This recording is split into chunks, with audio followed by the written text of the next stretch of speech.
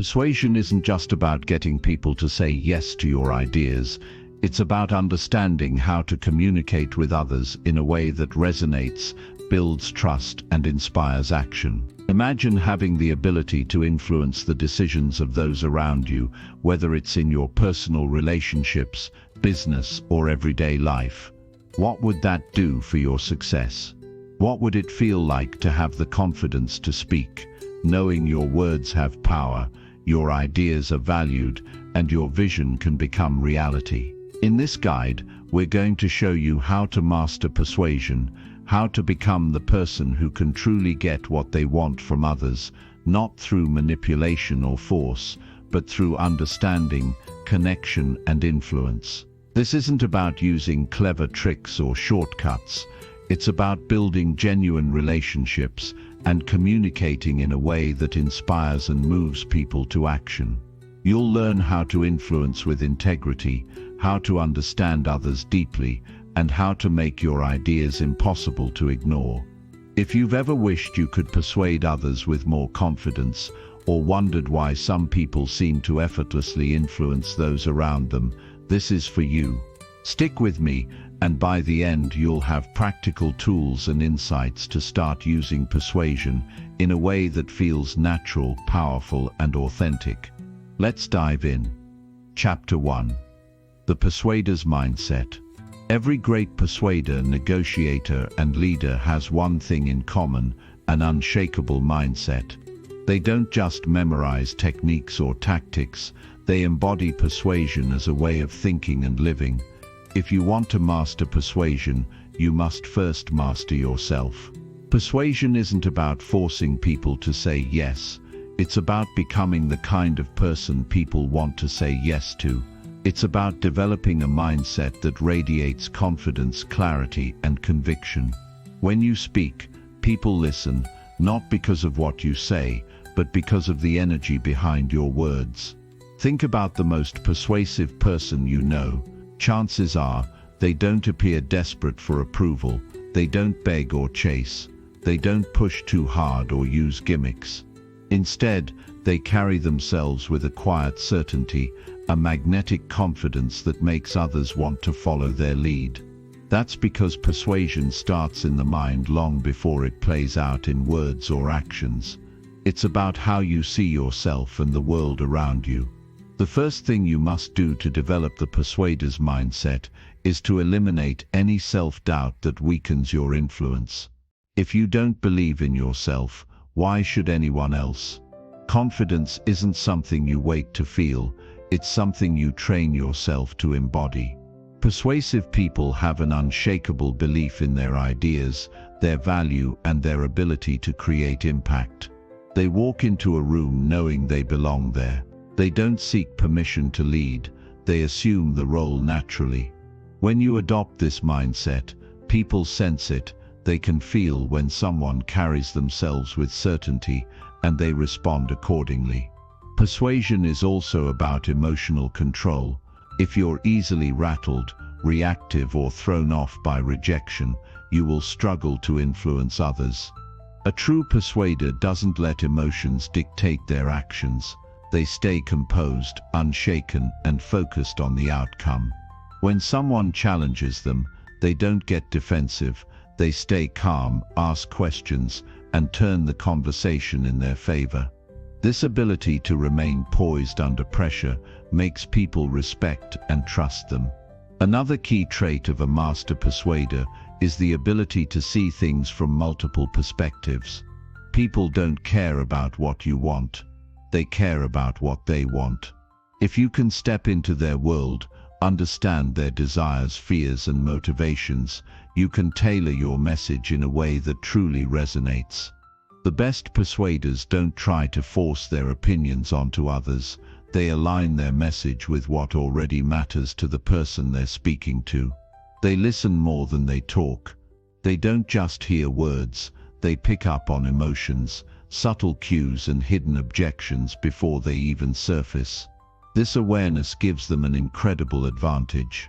One of the biggest mistakes people make when trying to persuade is seeking validation instead of respect.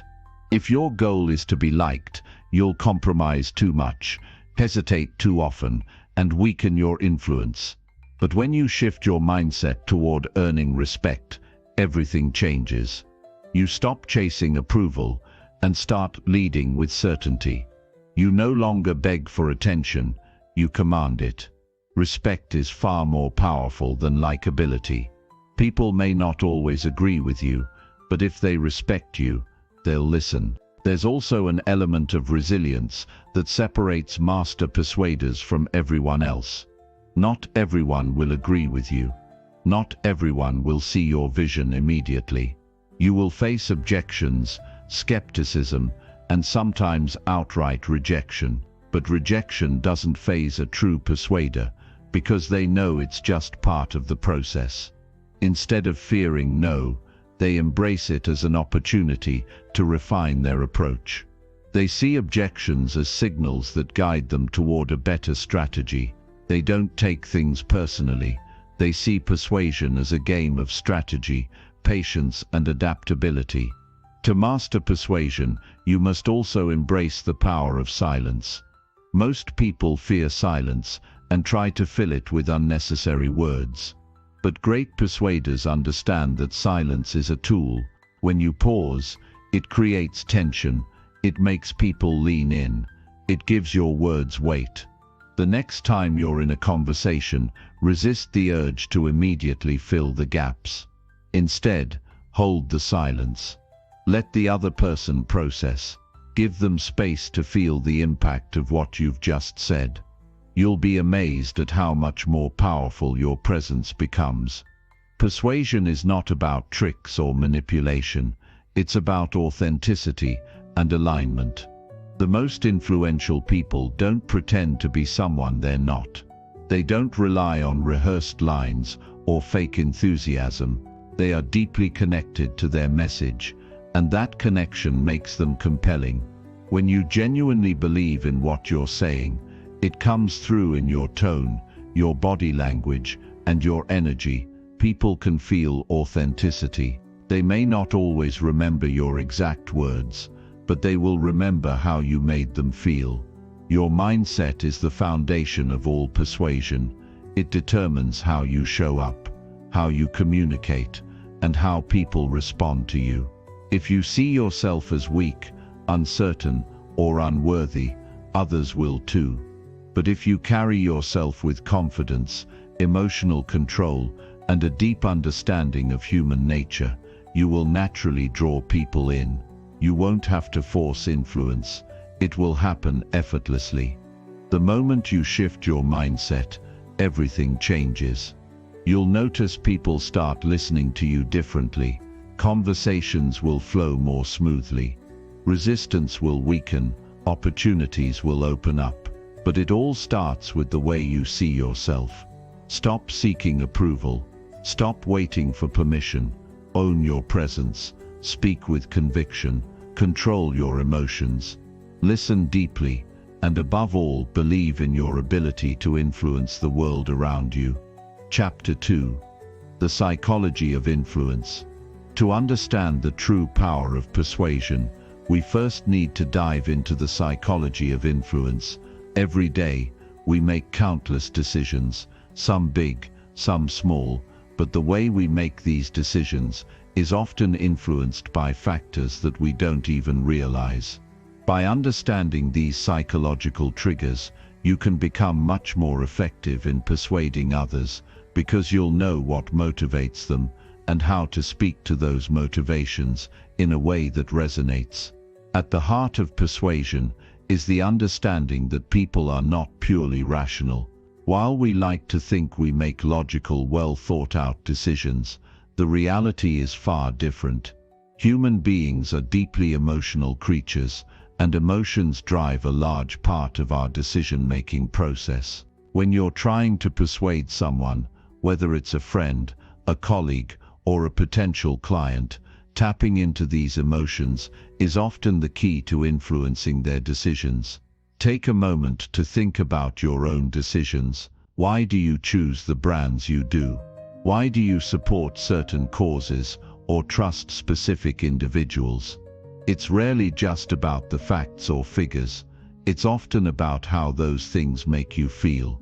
Maybe a brand makes you feel a sense of trust, or a cause makes you feel like you're part of something greater.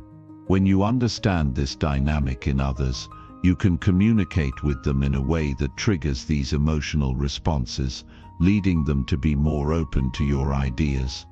Another crucial aspect of the psychology of persuasion is understanding how people make judgments. The human brain is wired to take shortcuts when processing information. These shortcuts are called heuristics, and they help us make quick decisions without needing to analyze every detail. While these shortcuts can be useful in everyday life, they also make us susceptible to influence. For example, people tend to assume that if something is popular, it must be good. This is why social proof is such a powerful tool in persuasion. When you can show that others trust or endorse a product, idea, or decision, it can have a significant impact on someone else's willingness to trust it too. But it's not just about appealing to emotions or relying on heuristics. People are also driven by a deep need for consistency. Once we make a decision or take a stance on something, we tend to stick to it, even if new information arises. This is known as the principle of consistency. When you can get someone to commit to a small action, even if it's just agreeing with you on a small point, they are far more likely to continue agreeing with you and make larger commitments later.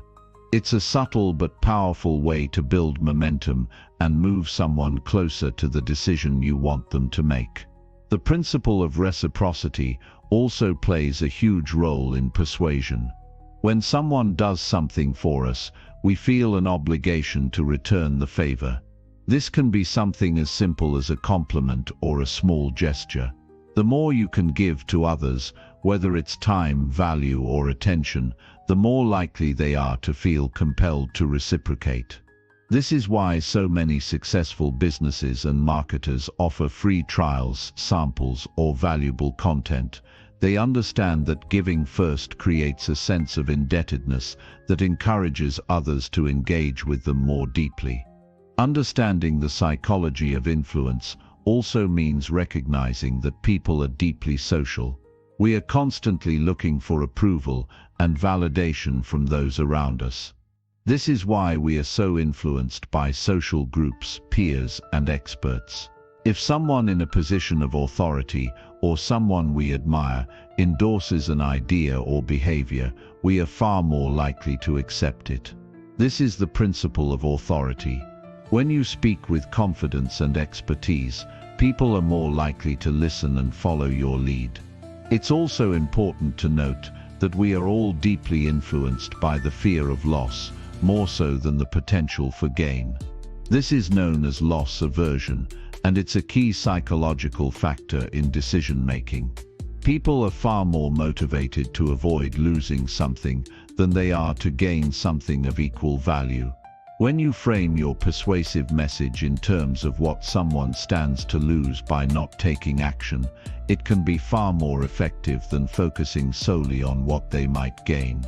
What's fascinating about all of this is that these principles are not just about getting others to say yes to your ideas, they are about understanding what makes people tick on a deep level. When you approach persuasion from a place of empathy, truly trying to understand what others need, fear, and desire, you can tailor your communication in a way that feels natural, genuine, and compelling. Instead of using persuasion to manipulate or pressure others, you can use it to guide them toward decisions that are in their best interest.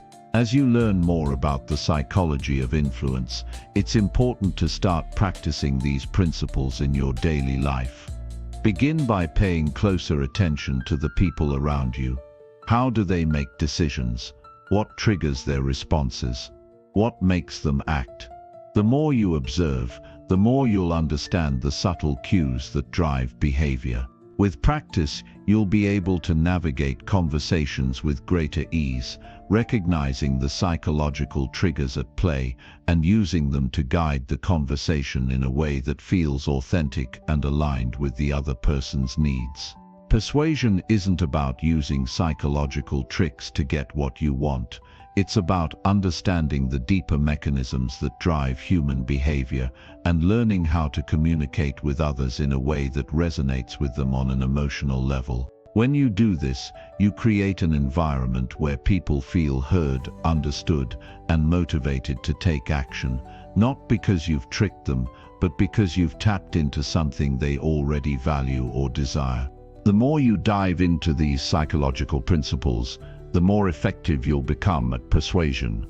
You'll learn how to approach every conversation with a greater sense of awareness and intent, understanding how to tailor your message to resonate with the person in front of you. It's a powerful skill that can help you build stronger relationships, influence important decisions, and move closer to the life you want to create. By mastering the psychology of influence, you don't just learn how to persuade others, you learn how to connect with them on a deeper level, and that's where true influence begins. Chapter 3. The Power of First Impressions. When you meet someone for the first time, you have mere seconds to make an impression. The way you present yourself, the way you speak, and even how you carry yourself can all play a crucial role in whether that person perceives you as trustworthy, likable, and credible. This initial encounter can set the tone for the entire relationship, and it's often difficult to overcome a poor first impression once it's made. That's why understanding the power of first impressions and how to make them count is essential for mastering persuasion. We've all heard the saying, "You never get a second chance to make a first impression," but it's more than just a catchy phrase. It's rooted in psychological truth. Studies show that the human brain forms judgments about others within milliseconds of meeting them. These judgments are often based on non-verbal cues, like your facial expressions, body language, and tone of voice. So even before you speak, people are already making assumptions about who you are and what you're about. Think about it for a moment. Have you ever met someone and immediately felt like you either liked or disliked them, even though you hadn't exchanged many words? That's your brain picking up on subtle signals, whether it's a confident posture, a warm smile, or maybe the way they make you feel comfortable. Or perhaps it's the opposite.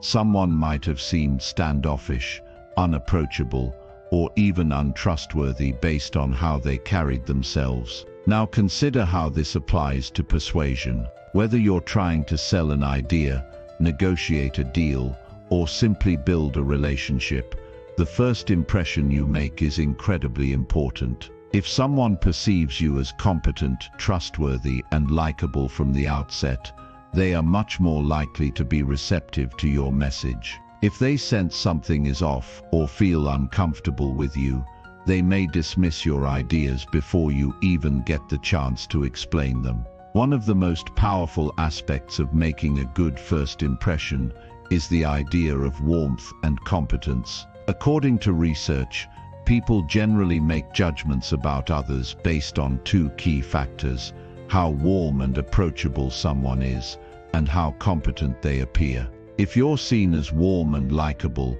but not competent, people may like you but won't trust your ability to get things done. On the other hand, if you're competent but lack warmth, you might come off as cold, arrogant, or unapproachable. The ideal balance is warmth and competence. When you can combine these two traits, you immediately become more persuasive. This is why it's important to be mindful of how you come across in those first moments. A friendly demeanor, a genuine smile, and an open posture go a long way in showing warmth. At the same time, speaking clearly, confidently, and demonstrating your expertise will communicate competence. So how do you ensure that your first impression hits the mark? Start by paying attention to your body language. Studies show that up to 93% of communication is non-verbal. That means the way you carry yourself, your facial expressions,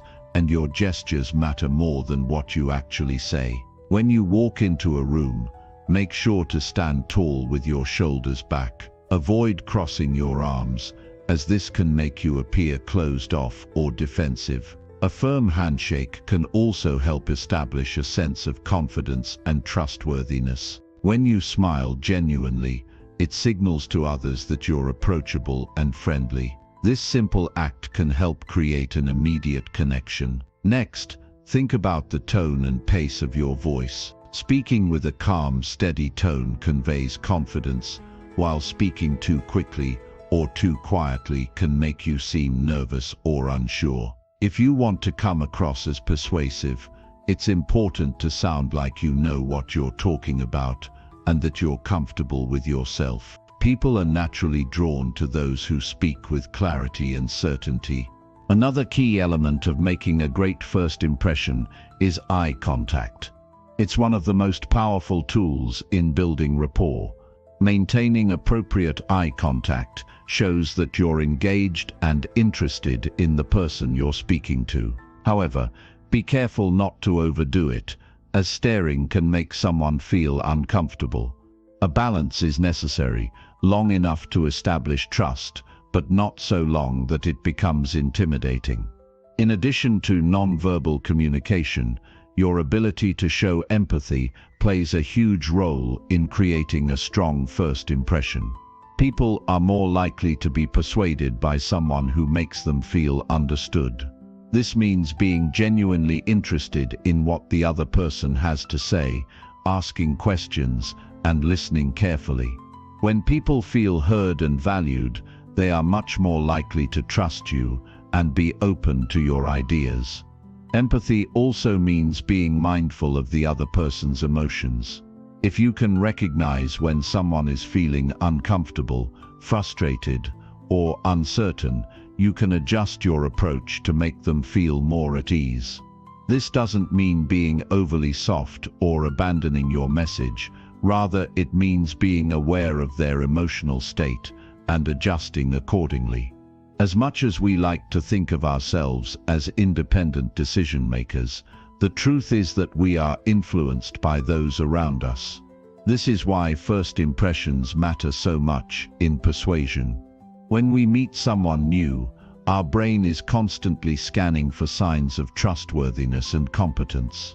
If we perceive the person as warm and capable, we are more likely to be open to their influence. If we feel a disconnect or discomfort, we are more likely to shut down and resist what they're saying. One mistake many people make when trying to persuade others is diving into their message too quickly. They might rush through their pitch, eager to get their ideas across, but by doing so, they miss an essential opportunity to build rapport and trust. Before you try to persuade someone, take the time to build that initial connection. Make the effort to engage with them on a human level first. This doesn't mean you have to become best friends, but showing that you care about them as individuals and building a genuine rapport will make them far more receptive to your message. Another thing to remember is that first impressions are not just about how others perceive you, they're also about how you perceive yourself. If you walk into a room unsure of yourself or worried about what others think, that insecurity will likely be felt by those around you. Confidence is key, but it's not about being perfect. It's about being comfortable with who you are and embracing the situation with a positive attitude. When you show up confidently, others are more likely to be drawn to you. The good news is that making a positive first impression isn't something you're born with. It's a skill that can be developed.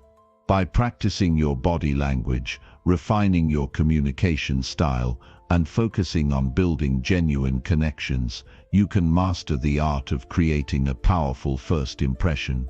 And once you've done that, you'll find that persuading others becomes much easier. When people like, trust, and respect you from the start, they're much more likely to be open to what you have to say and willing to follow your lead. In the world of persuasion, first impressions are everything. They set the tone for everything that follows. If you can nail that initial encounter, you're already ahead of the game. So next time you find yourself meeting someone new, remember that you have the power to shape the way they perceive you. With the right body language, tone and empathy, you can make a lasting impact and lay the foundation for successful persuasive communication. Chapter 4: The Art of Active Listening. It's a skill that goes beyond just hearing what someone says. It's about truly understanding their words, emotions and intentions. When you listen actively, you're not just passively waiting for your turn to speak. Instead, you're fully engaged in the conversation, tuned into the other person's needs, desires and underlying feelings. This kind of listening not only helps you connect with others on a deeper level, but also makes you far more persuasive.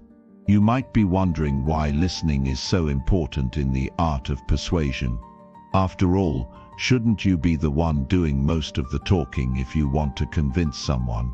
The answer is yes and no. While it's true that speaking clearly and articulating your ideas is important, the ability to listen well can often be even more influential. When people feel heard, they feel valued, and when people feel valued, they are far more likely to listen to what you have to say in return. Think about the times you've been in a conversation where the other person wasn't truly listening. Maybe they seemed distracted, checked their phone every few minutes, or didn't seem to care about your point of view. How did that make you feel? Chances are you didn't feel very respected, and you probably didn't want to continue the conversation. In contrast, think about the times when someone has really listened to you, when they made eye contact, nodded in understanding, and responded thoughtfully to what you said. You probably felt heard and appreciated. This is the kind of dynamic that builds trust and opens the door for persuasion. Active listening is the key to creating that dynamic. When you listen actively, you show the other person that you care about what they're saying. You acknowledge their emotions and make them feel understood. And when people feel understood, they are much more likely to be open to your influence. But what does active listening actually look like in practice? It starts with being present. Too often, we listen with the intention of preparing our own response, rather than truly engaging with the other person's words. Instead of focusing on what we're going to say next, we need to focus on what the other person is actually saying. This means putting aside distractions, like your phone or other thoughts, and giving the person your full attention. It's about being mentally and emotionally present in the conversation. One of the simplest ways to show that you're fully engaged is through body language. Things like maintaining eye contact, nodding in agreement, and facing the person directly all signal that you're paying attention. These non-verbal cues reinforce the message that you value what the other person is saying. Another key aspect of active listening is asking open-ended questions. These questions invite the other person to share more about their thoughts and feelings, and they also demonstrate your genuine interest in their perspective. Instead of asking questions that can be answered with a simple yes or no, ask questions that encourage elaboration. For example, instead of saying, "Did you like the proposal?" try asking, "What did you think about the proposal?" This type of question invites the person to share their deeper thoughts and feelings, which helps you better understand their point of view. As you listen, it's important to reflect back what you're hearing. This doesn't mean parroting their words, but rather restating what they've said in your own words to show that you're truly understanding them. This technique, known as mirroring, helps clarify any potential misunderstandings and reassures the speaker that you're paying close attention. For instance, if someone says, "I've been feeling overwhelmed with all the work lately," you could respond with, "It sounds like you've got a lot on your plate right now. That must be really stressful." This shows empathy and signals that you're in tune with their emotions. Listening actively also involves acknowledging the emotional undertone behind what someone is saying. People often communicate more through their emotions than through the actual words they use. By picking up on these emotional cues, you can better understand the person's true feelings and respond in a way that resonates with them. For example, if someone says, "I'm really frustrated with how things are going," it's not just about the frustration itself, but also about the underlying emotion of disappointment or helplessness. Responding with empathy and understanding can help ease their emotional state and create a connection that facilitates persuasion. It's also important to practice patience when listening. Sometimes, people need a moment to gather their thoughts or fully express what they're feeling.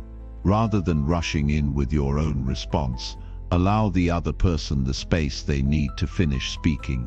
Silence can be a powerful tool in a conversation, as it gives the speaker the freedom to expand on their thoughts and ensures that you don't interrupt or cut them off prematurely. Active listening isn't just about understanding what someone is saying, it's also about showing respect for their perspective.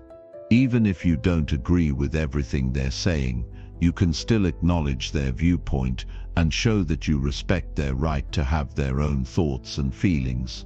This doesn't mean you have to agree with them, but it does mean you should listen with an open mind and a non-judgmental attitude.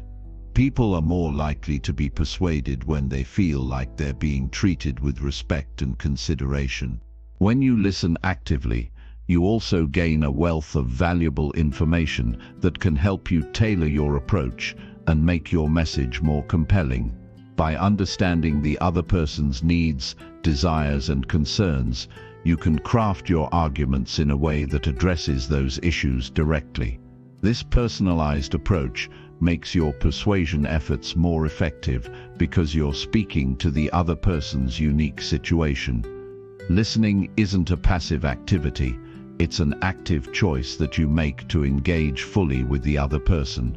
By becoming a better listener, you're not only improving your ability to persuade, but also deepening your relationships and fostering a sense of mutual respect. Whether you're in a professional setting or a personal one, the ability to listen actively can make all the difference in how well you connect with others and how effectively you influence them. In fact, active listening is one of the easiest yet most powerful ways to improve your persuasive abilities. When people feel heard and understood, they are far more likely to be receptive to your ideas. They're more likely to trust you, to feel comfortable with you, and to be open to the influence you want to exert. And when you can combine active listening with your ability to articulate your own ideas, you'll find that persuasion becomes not just an art but a natural, effortless process. So, the next time you're in a conversation, remember that your ability to listen actively can be just as powerful as your ability to speak persuasively. By focusing on the other person, showing empathy, and reflecting back what you hear, you can create an environment where mutual understanding flourishes and your influence grows. Active listening isn't just a skill, it's a mindset that can transform your relationships and make you a more effective persuader. Chapter 5. The Science of Charisma. When it comes to persuasion, one of the most captivating and influential qualities you can possess is charisma. It's that magnetic quality that draws people in, makes them want to listen to you, and leaves a lasting impression. While charisma may seem like something you either have or you don't, the truth is, it's a skill that can be developed with practice.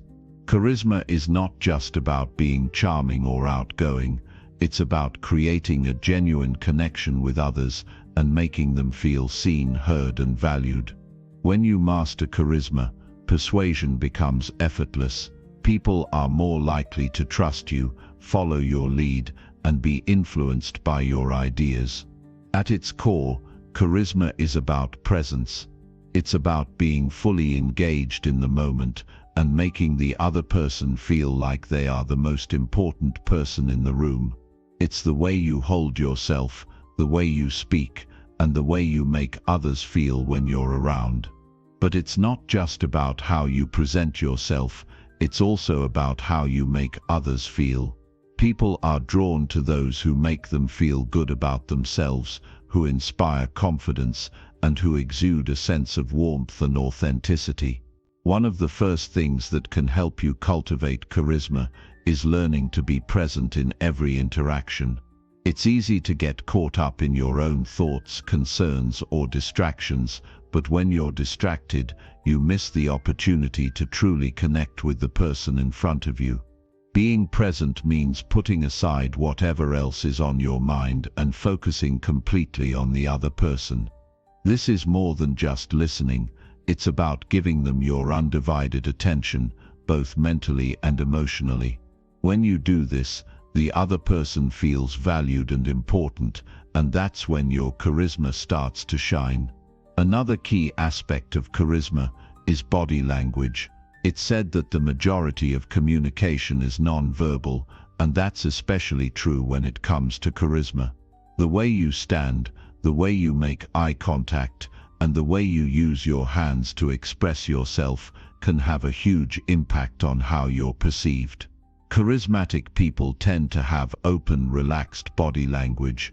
They don't cross their arms or look around the room while others are talking.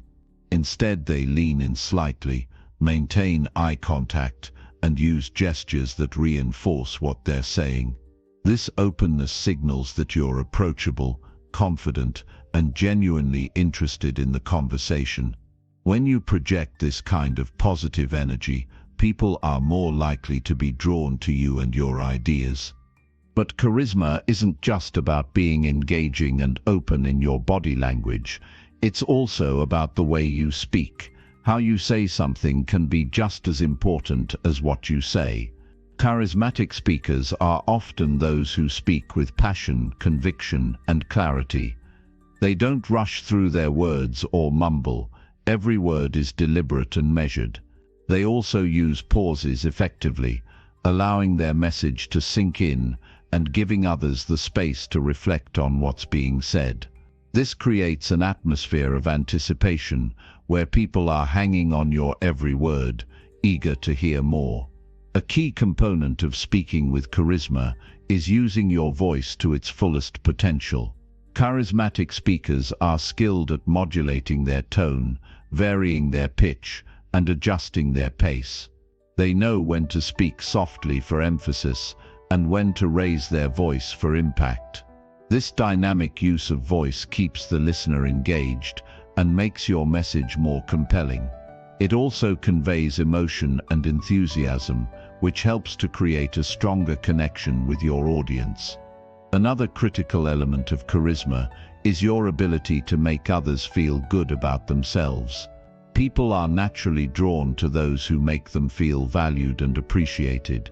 If you can show genuine interest in others, ask thoughtful questions, and express sincere admiration for their strengths, you'll quickly find that your charisma will grow. Charismatic people often have a knack for making others feel like they're the most important person in the room. They do this by showing a deep interest in what others have to say, actively listening, and providing positive reinforcement. Charisma also thrives on authenticity. People can spot inauthenticity from a mile away, and when you try to be something you're not, you lose that magnetic quality that draws others in. The most charismatic individuals are those who are comfortable in their own skin, who embrace their strengths and flaws, and who remain true to their values. When you're authentic, people sense that you're genuine, and that builds trust. Trust is one of the most important elements in persuasion, and without it, any attempt to influence someone will fall flat. One of the best ways to develop charisma is to practice empathy. Empathy is the ability to put yourself in someone else's shoes, to understand their feelings, and to respond with care and compassion. When you can empathize with others, you create an emotional bond that makes them feel understood. This emotional connection is the foundation of charisma. People are drawn to those who can make them feel heard and validated. When you respond with empathy, you build rapport, which in turn makes it easier to persuade them. It's also important to embrace vulnerability as a key part of your charisma. Vulnerability doesn't mean exposing all your weaknesses or oversharing your personal life. It means being willing to be open, real, and human. When you allow yourself to be vulnerable, you show others that you're not trying to put on a facade, and that makes you more approachable. It's easy to build a connection with someone who is authentic and willing to show their true self. Charisma is often associated with confidence, and for good reason.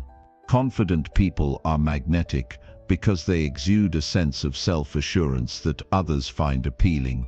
Confidence doesn't mean arrogance. It means being comfortable in your own skin and trusting in your abilities. When you carry yourself with confidence, others will take notice, and you'll naturally become more persuasive. Confidence is contagious. When people see that you believe in yourself, they're more likely to believe in you too. But confidence alone isn't enough to make you charismatic. True charisma comes from combining confidence with humility. Charismatic individuals are confident in their abilities, but they are also humble enough to acknowledge the strengths and contributions of others. They don't seek the spotlight for themselves, they share it with others, making them feel valued in the process. This humility helps to balance out the confidence and prevents it from tipping into arrogance.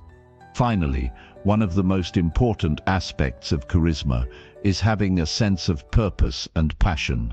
Charismatic individuals are often driven by a clear sense of mission. They have a vision that inspires them, and they communicate that vision with enthusiasm. When you speak with passion and conviction, others will be inspired by your energy and motivation. People are naturally drawn to those who are passionate about something because it shows that they believe in what they're saying. Passion is contagious, and when you infuse your interactions with it, you'll find that people are more likely to be persuaded by your ideas. Charisma is a skill that can be developed by anyone. It's about being present, engaging with others, and creating connections that make people feel valued and understood. It's about speaking with passion and confidence while remaining authentic and humble. When you master charisma, you become a magnetic force. People are drawn to you, and your ability to persuade becomes stronger. With practice and self-awareness, you can harness the power of charisma and use it to influence, inspire, and achieve your goals. Chapter 6: The Persuasive Power of Storytelling. When it comes to persuasion, one of the most essential skills you can develop is the ability to listen actively. It might sound simple, but it's one of the most overlooked components of effective communication and persuasion. In our fast-paced world, it's easy to assume that we must always be the ones doing the talking, but real influence begins when we learn to listen carefully to others. Listening isn't just about hearing the words someone says. It's about fully understanding their message, their needs, and their emotions behind those words. When you listen actively, you build trust and rapport, two of the most powerful tools for persuading others. One of the first things you'll notice about active listening is how it shifts the focus from you to the person you're speaking with. This change of focus is incredibly powerful. People want to feel heard and understood, and when you give them that experience, they're much more likely to listen to what you have to say in return. Active listening involves not only hearing the words being spoken, but also paying close attention to the tone of voice, body language, and non-verbal cues. These often tell you much more about a person's feelings and intentions than their words alone. By focusing on both what they say and how they say it, you gain a deeper understanding of their true thoughts and emotions, which can significantly increase your ability to persuade. A critical part of listening actively is giving the other person your full attention. We've all experienced those moments where we're in a conversation, but our mind is elsewhere, distracted by something else, or even planning what we're going to say next. This kind of half-listening doesn't build rapport or foster connection. To truly be persuasive, you must be fully present in the moment. This means putting aside your distractions, making eye contact, and showing that you value the other person's thoughts and feelings. When you do this, you're not only gathering valuable information, but you're also signaling to the other person that you care about them and their perspective. That alone is a powerful step toward influencing their decisions. As you practice active listening, one of the most effective tools you can use is asking thoughtful, open-ended questions. These types of questions invite the other person to share more about their thoughts and feelings, and they show that you're genuinely interested in understanding their point of view. Open-ended questions encourage a deeper conversation and make the person feel comfortable enough to express themselves fully. This is where the art of persuasion really begins, by creating a safe space where the other person feels free to share what's on their mind. You can better understand their motivations, desires, and potential objections. Along with asking the right questions, it's also important to avoid interrupting. When we interrupt someone while they're speaking, we're sending a message that we don't value what they have to say. It's a subtle yet powerful signal that can damage rapport and trust. Even if you're eager to offer your perspective or solution, hold back for a moment and let the other person finish speaking.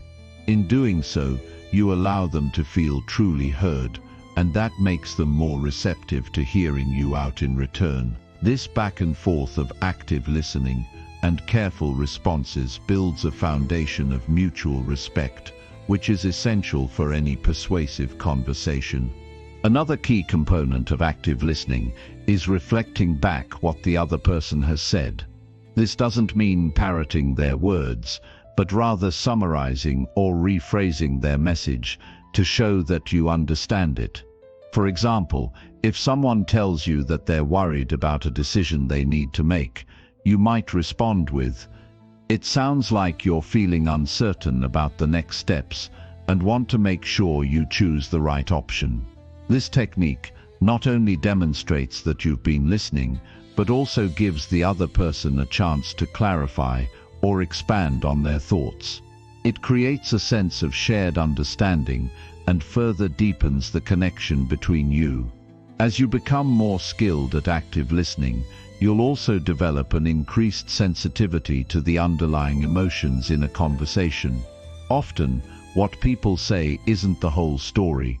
There's usually an emotional component beneath their words that can be just as important to understand. Maybe someone is expressing frustration, but beneath that frustration, there's fear or insecurity. By tuning in to the emotional undercurrent of the conversation, you can address the person's deeper concerns, which can help you connect with them on a more meaningful level. This emotional awareness is a crucial element in persuasion because it allows you to speak to someone's core motivations rather than just their surface-level objections or desires.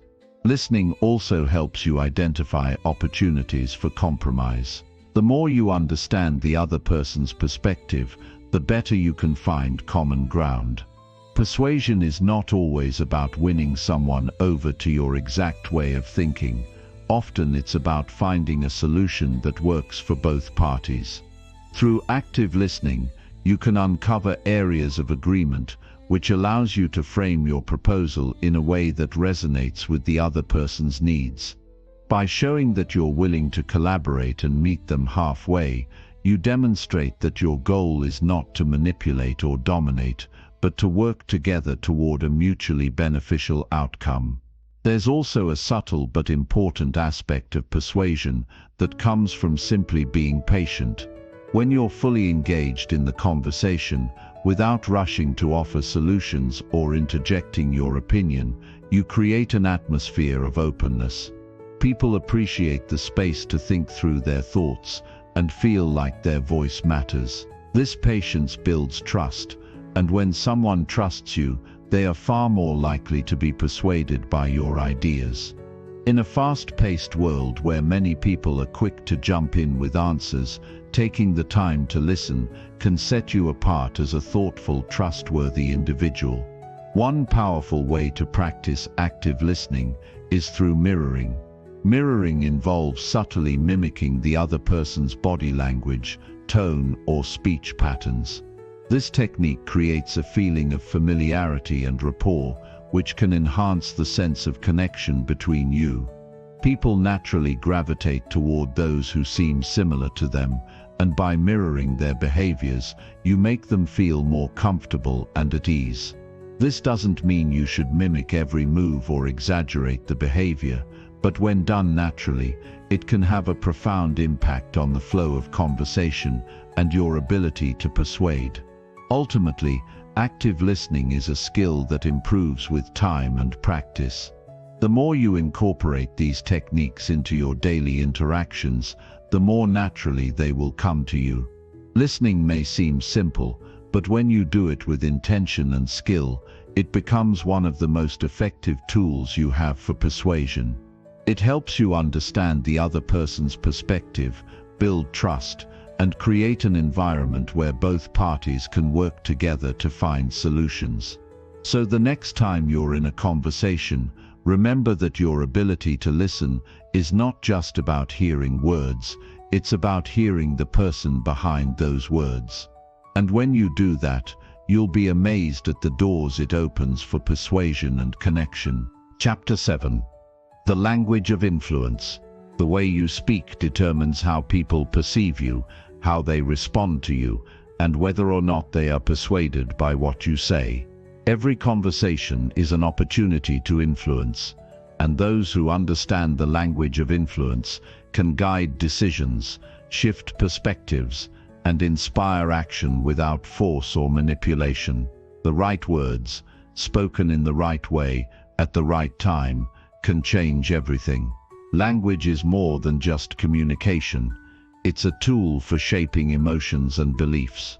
People don't just hear words, they feel them. A simple shift in phrasing can mean the difference between resistance and agreement. Instead of saying, "You have to do this," say, "What if we tried it this way?" Instead of saying, "This won't work," say, "Let's find a better approach." Words create mental images, and the images we create determine how people react.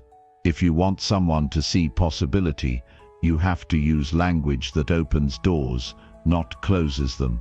The tone you use carries as much weight as the words themselves. Confidence, warmth, and certainty are contagious. If you sound unsure, hesitant, or apologetic, people will doubt what you're saying, even if your words are correct. But when you speak with certainty, people naturally trust you. A strong voice, steady pacing, and clear articulation send a subconscious message. I know what I'm talking about, and you should listen. People are far more likely to agree with you when they feel understood. That's why the best persuaders don't just talk, they listen. When you mirror someone's language, when you reflect their emotions back to them, they feel an unspoken connection. If someone says, "I just don't think this will work," and you respond with, "It sounds like you're concerned about the risks," you validate their feelings without arguing. This opens the door for persuasion because people lower their defenses when they feel heard. One of the most powerful tools of influence is the use of embedded suggestions. Instead of giving direct commands, you plant ideas in a way that makes people feel like they arrived at the conclusion on their own. Instead of saying, "You should trust me," say. Many people find that once they understand this approach, they feel a strong sense of confidence in it. The key is subtlety. People resist being told what to do, but they embrace ideas that feel like their own. Questions are another secret weapon. Instead of telling people what to think, ask questions that guide them toward realization. What would happen if you tried this? How would things change if you made this decision? What's the biggest challenge stopping you right now? A well-placed question shifts the focus from argument to exploration. Instead of pushing your idea onto someone, you invite them to discover it for themselves. And when people feel like they've reached a conclusion independently, they're far more committed to it. Metaphors and analogies make your message stick. The human brain thinks in pictures, not in abstract ideas. If you compare a concept to something familiar, it becomes easier to grasp. Instead of explaining a complex strategy in technical terms, compare it to a well-known process. Think of this like planting a seed. You won't see results overnight, but if you nurture it consistently, it will grow. A simple analogy can take a vague idea and turn it into something people feel. Pacing matters just as much as words. If you rush, people struggle to process what you're saying. If you speak too slowly, they lose interest. The most persuasive communicators understand rhythm. They know when to pause for effect, when to speed up to create urgency, and when to slow down to let something sink in. A single pause before delivering an important point can make the difference between forgettable and unforgettable. The way you frame information determines how people respond to it. If you present something as a problem, people will resist. But if you frame it as an opportunity, they become curious. Instead of saying, "This is going to be difficult," say, "This is going to challenge you in ways that lead to massive growth." Instead of saying, "We need to fix this issue," say, "We have a chance to make this even better." The message is the same, but the emotional impact is completely different. Every conversation is a negotiation of beliefs, emotions, and perspectives. The most persuasive people don't force. They guide. They don't argue. They inspire. They use words with precision. They listen deeply, and they understand that influence isn't about control. It's about connection. The way you speak can open doors, transform relationships, and shape the world around you. Choose your words wisely, because language isn't just communication, it's the key to influence. Chapter 8. The Subtle Art of Framing. Imagine this. You're sitting at a table, about to make a decision that could shape the direction of your life. You're faced with two options. One looks risky, but it promises great rewards. The other is safe, predictable, but comes with its own set of challenges. Both choices are equally viable, yet the way they are presented to you might just sway your decision. That's the power of framing. Framing is the art of shaping the way information is presented to influence the way it's perceived. In a world where people are bombarded with choices, opinions, and endless streams of information, how something is framed can mean the difference between a yes and a no. Whether you're convincing someone to invest in a project, sell an idea, or even just persuade a friend to join you for a workout, framing is a subtle yet powerful tool in the persuader's arsenal. Now let's dig into what framing really is and how it works. Framing is not about manipulating or lying. It's about emphasizing certain aspects of a situation or option to guide the way people see it. It's about context. Think of it like setting the stage for a play. The actors and the plot may be the same, but the way the stage is set, the lighting, and the way the scene is presented can completely alter the mood and the audience's perception. Consider this example. Let's say you're trying to persuade someone to purchase a product.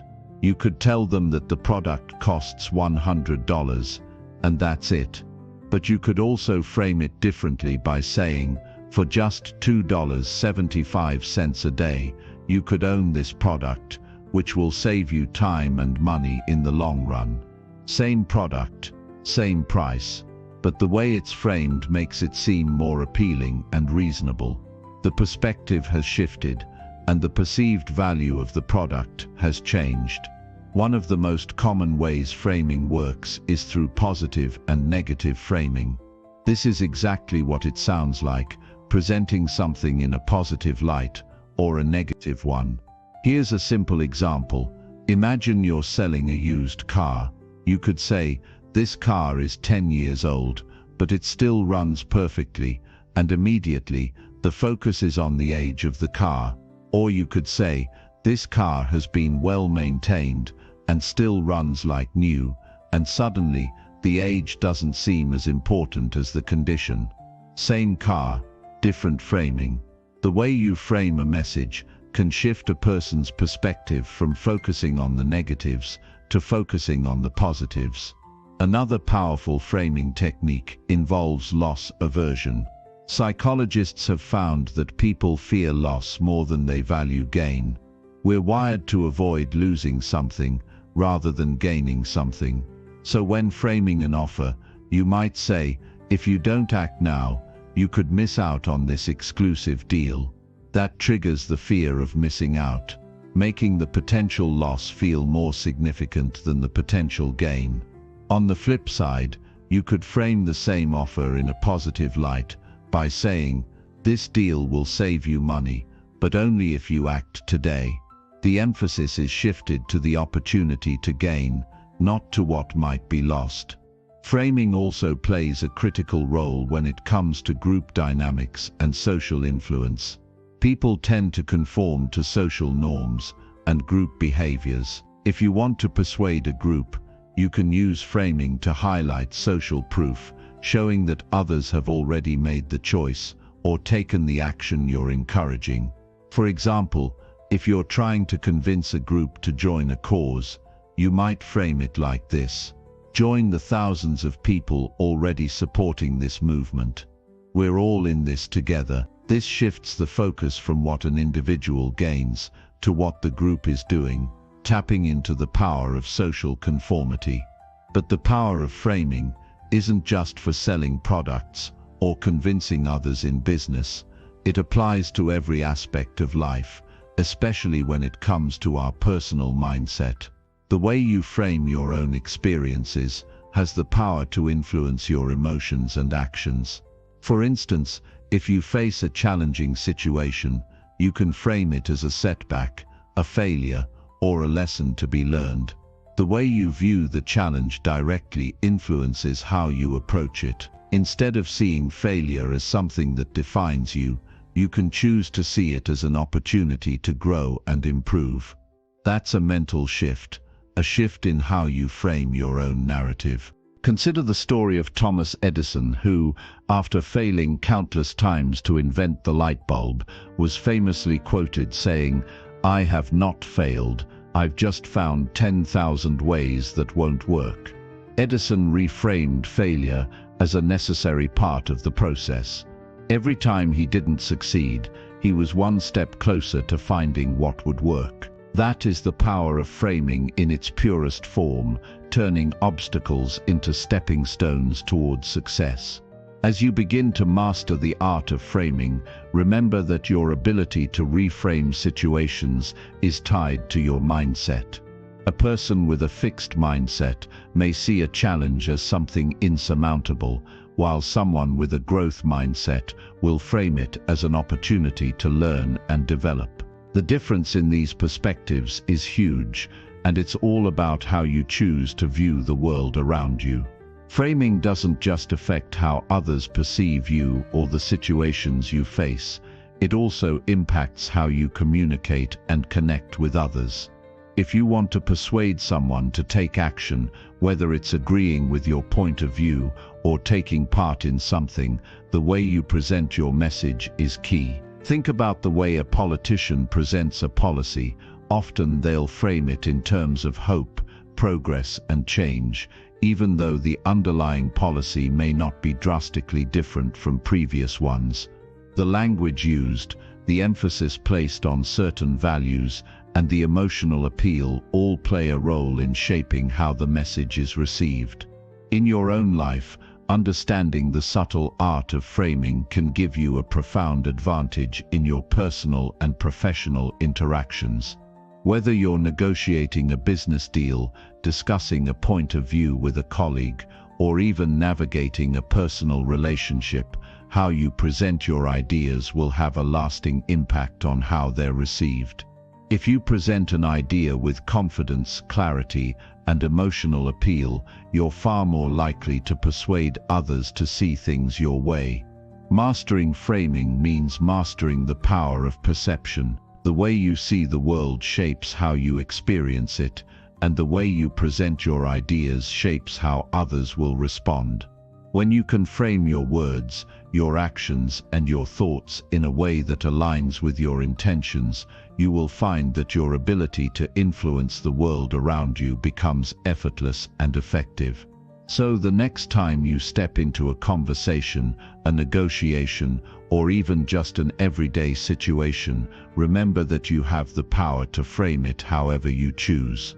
The right frame can turn a simple discussion into a compelling conversation, a challenging situation into an opportunity for growth, and an ordinary interaction into an extraordinary one. Framing is a subtle art, but when you learn to wield it, you'll find that persuasion becomes not just a tool, but an intuitive, empowering force in your life.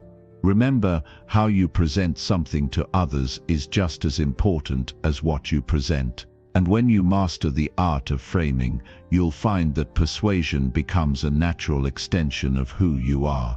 It's not about tricking people or manipulating them, it's about guiding them to see the truth from a perspective they may never have considered.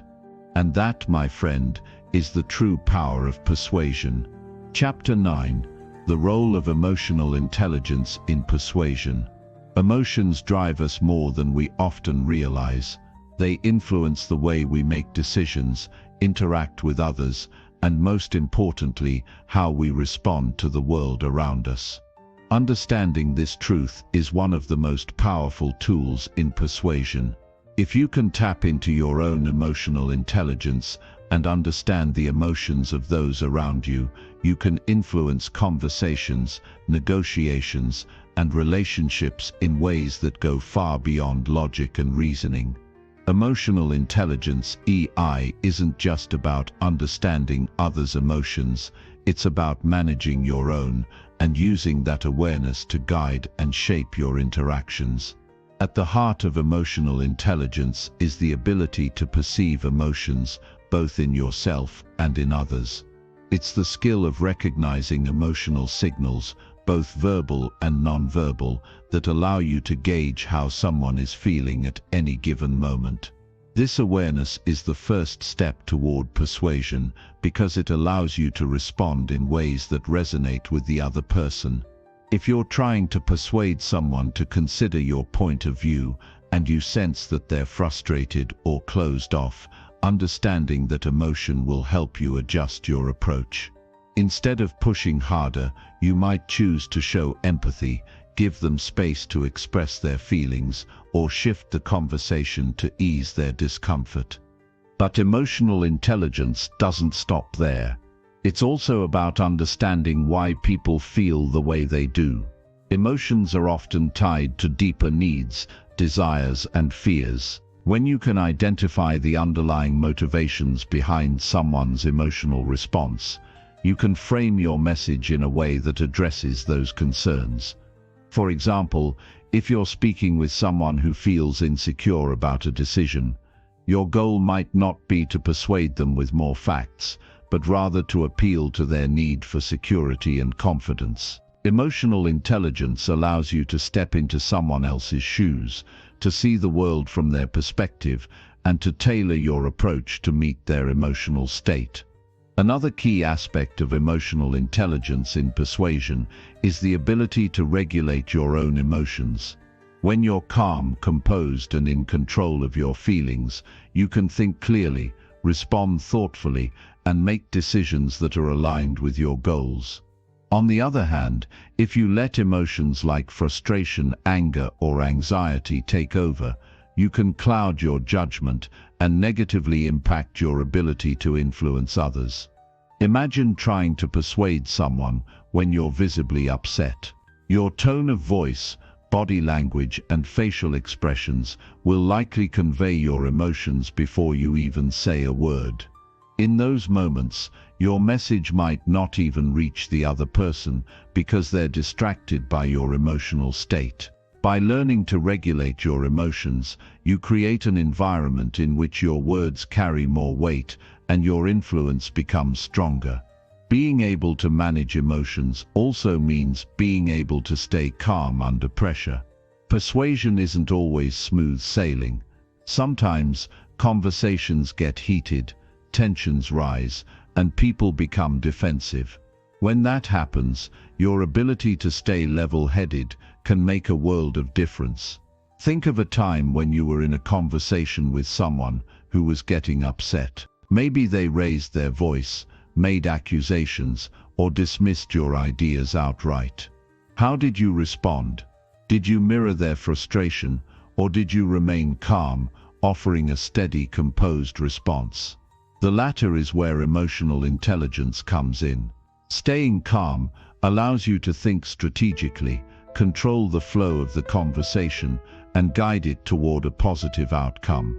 It also helps the other person to feel heard and respected, which can open the door for deeper connection and mutual understanding. Empathy is another cornerstone of emotional intelligence that plays a significant role in persuasion.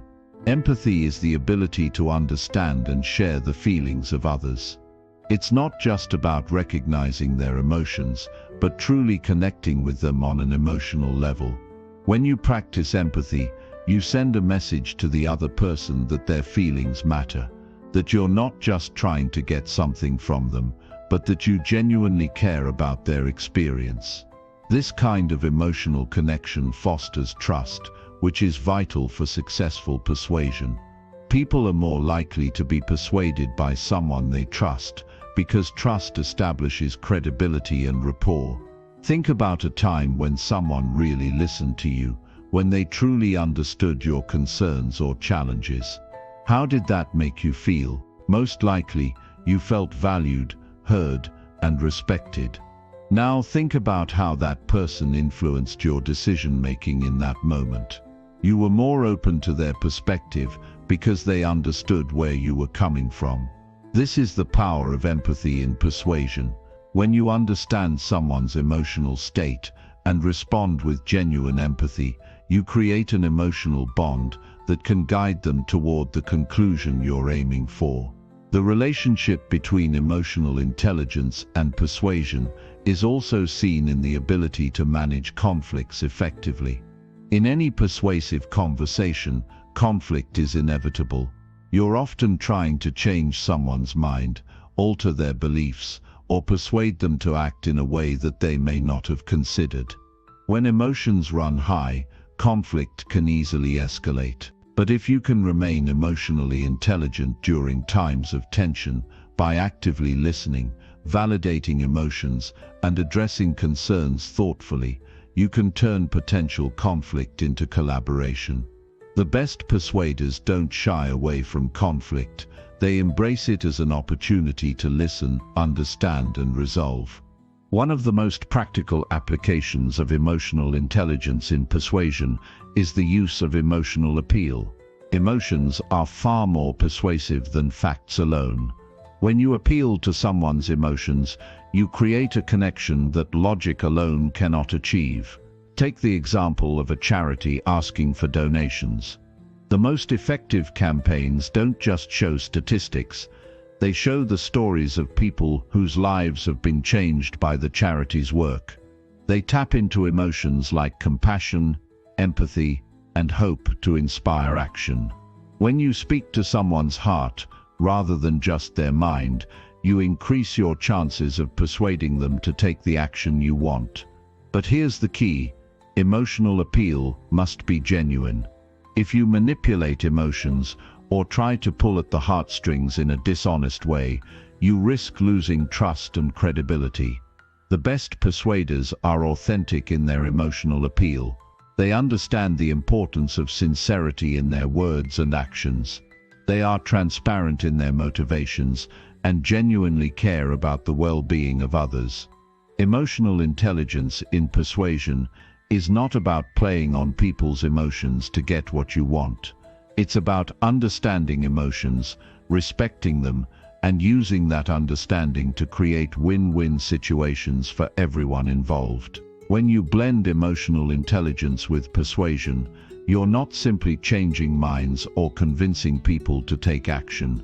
You're building connections, fostering understanding, and creating lasting positive impact. Emotional intelligence empowers you to see beyond surface-level responses and dig deeper into the core of human experience. It enables you to connect on a more profound level, guiding others toward decisions that resonate with their values, needs, and desires. It's not manipulation, it's a partnership, and that partnership is the key to mastering the art of persuasion. Chapter 10: Overcoming Resistance and Handling Objections. Resistance is a natural part of human nature. It's something we all face when we try to persuade someone to see things our way or take action on an idea we believe in. People resist change, they resist new ideas, and they resist what makes them uncomfortable. But resistance doesn't mean defeat, it's simply a challenge to overcome. The key to successful persuasion is understanding why resistance happens in the first place and learning how to handle objections in a way that brings people closer to your point of view, rather than pushing them further away. At its core, resistance is about fear. Fear of the unknown, fear of failure, fear of being judged, or even fear of losing control. When you present an idea, a proposal, or a suggestion to someone, it's not just the content of the message they're responding to, it's how it makes them feel. Will this new idea threaten their sense of security? Will it disrupt their daily routine? These fears trigger resistance, and understanding them is the first step to overcoming them.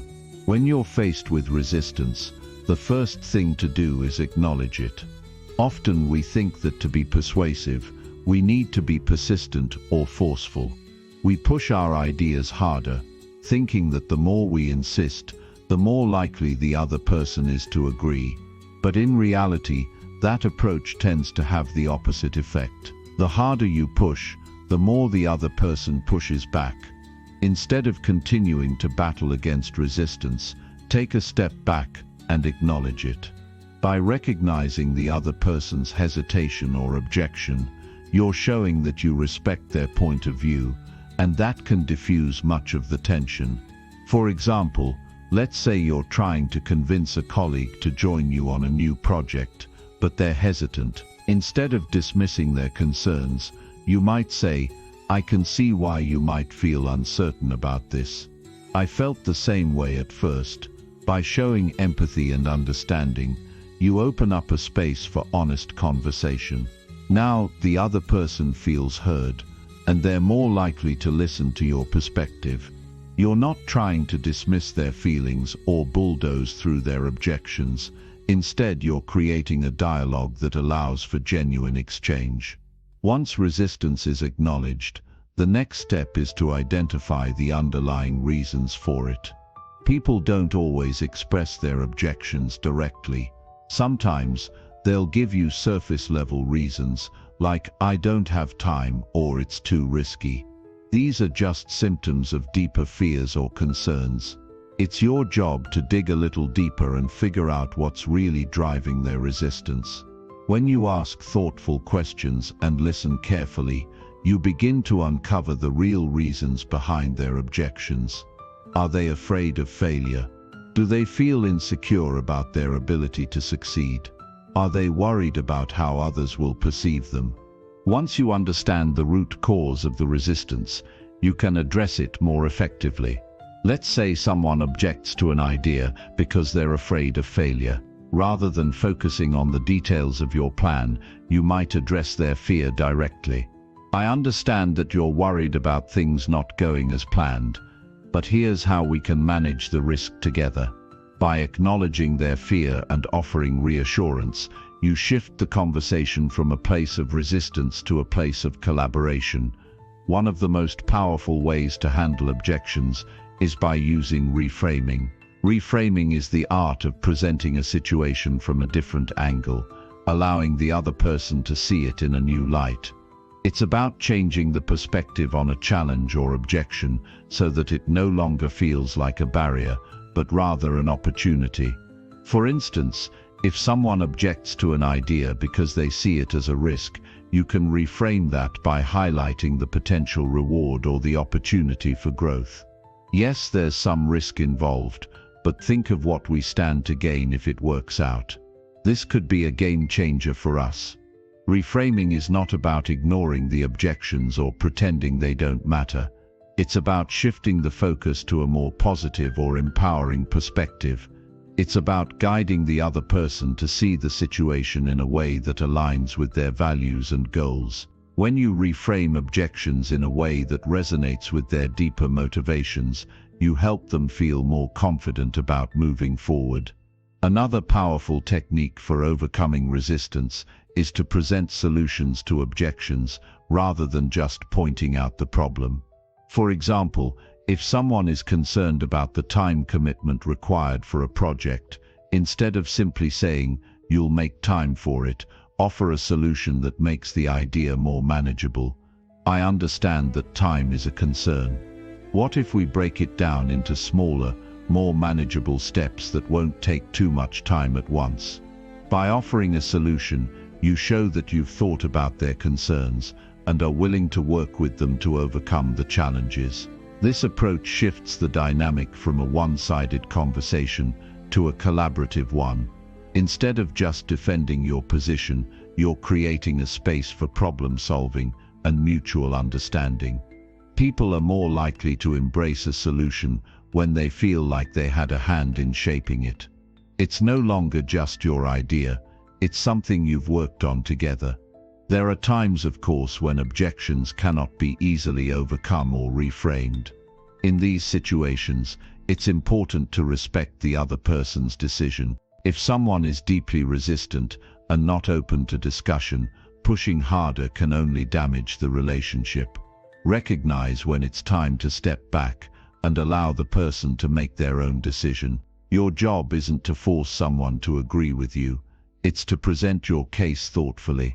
Listen to their objections and create an environment where they feel comfortable making an informed decision. Sometimes, the best way to overcome resistance is to give people the space they need to process the information. Not every objection needs an immediate response. People often need time to think things through and come to their own conclusions. If you've made your case effectively and addressed their concerns, trust that they will come to their decision in their own time. One final point is that overcoming resistance is not always about changing someone's mind. Sometimes it's about finding common ground and reaching a compromise that satisfies both parties. Persuasion isn't about winning, it's about finding solutions that work for everyone involved. If you're able to understand the other person's perspective and adjust your approach accordingly, you may find a way forward that benefits both sides. At the end of the day, handling objections and overcoming resistance requires patience, empathy, and flexibility. People resist for many reasons, but with the right mindset and techniques, you can navigate those objections and turn them into opportunities for deeper understanding and collaboration. When you approach resistance with respect and a willingness to work together, persuasion becomes less about convincing others to accept your point of view and more about creating a space where everyone can come to a mutually beneficial agreement. Chapter 11. Social Proof and Authority. How to build instant credibility.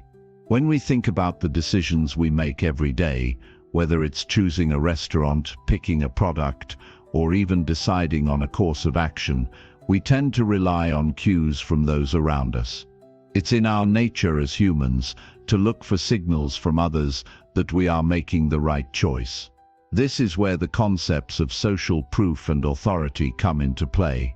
These two psychological principles have a profound impact on persuasion, and when used correctly, they can help you build instant credibility and increase your influence in any situation. Social proof is a concept that draws from the idea that people tend to follow the actions of others, especially when they are uncertain about what to do. It's the reason why you might be more likely to try a new restaurant if it's packed with people, or why you might purchase a product online if it has dozens or even hundreds of positive reviews.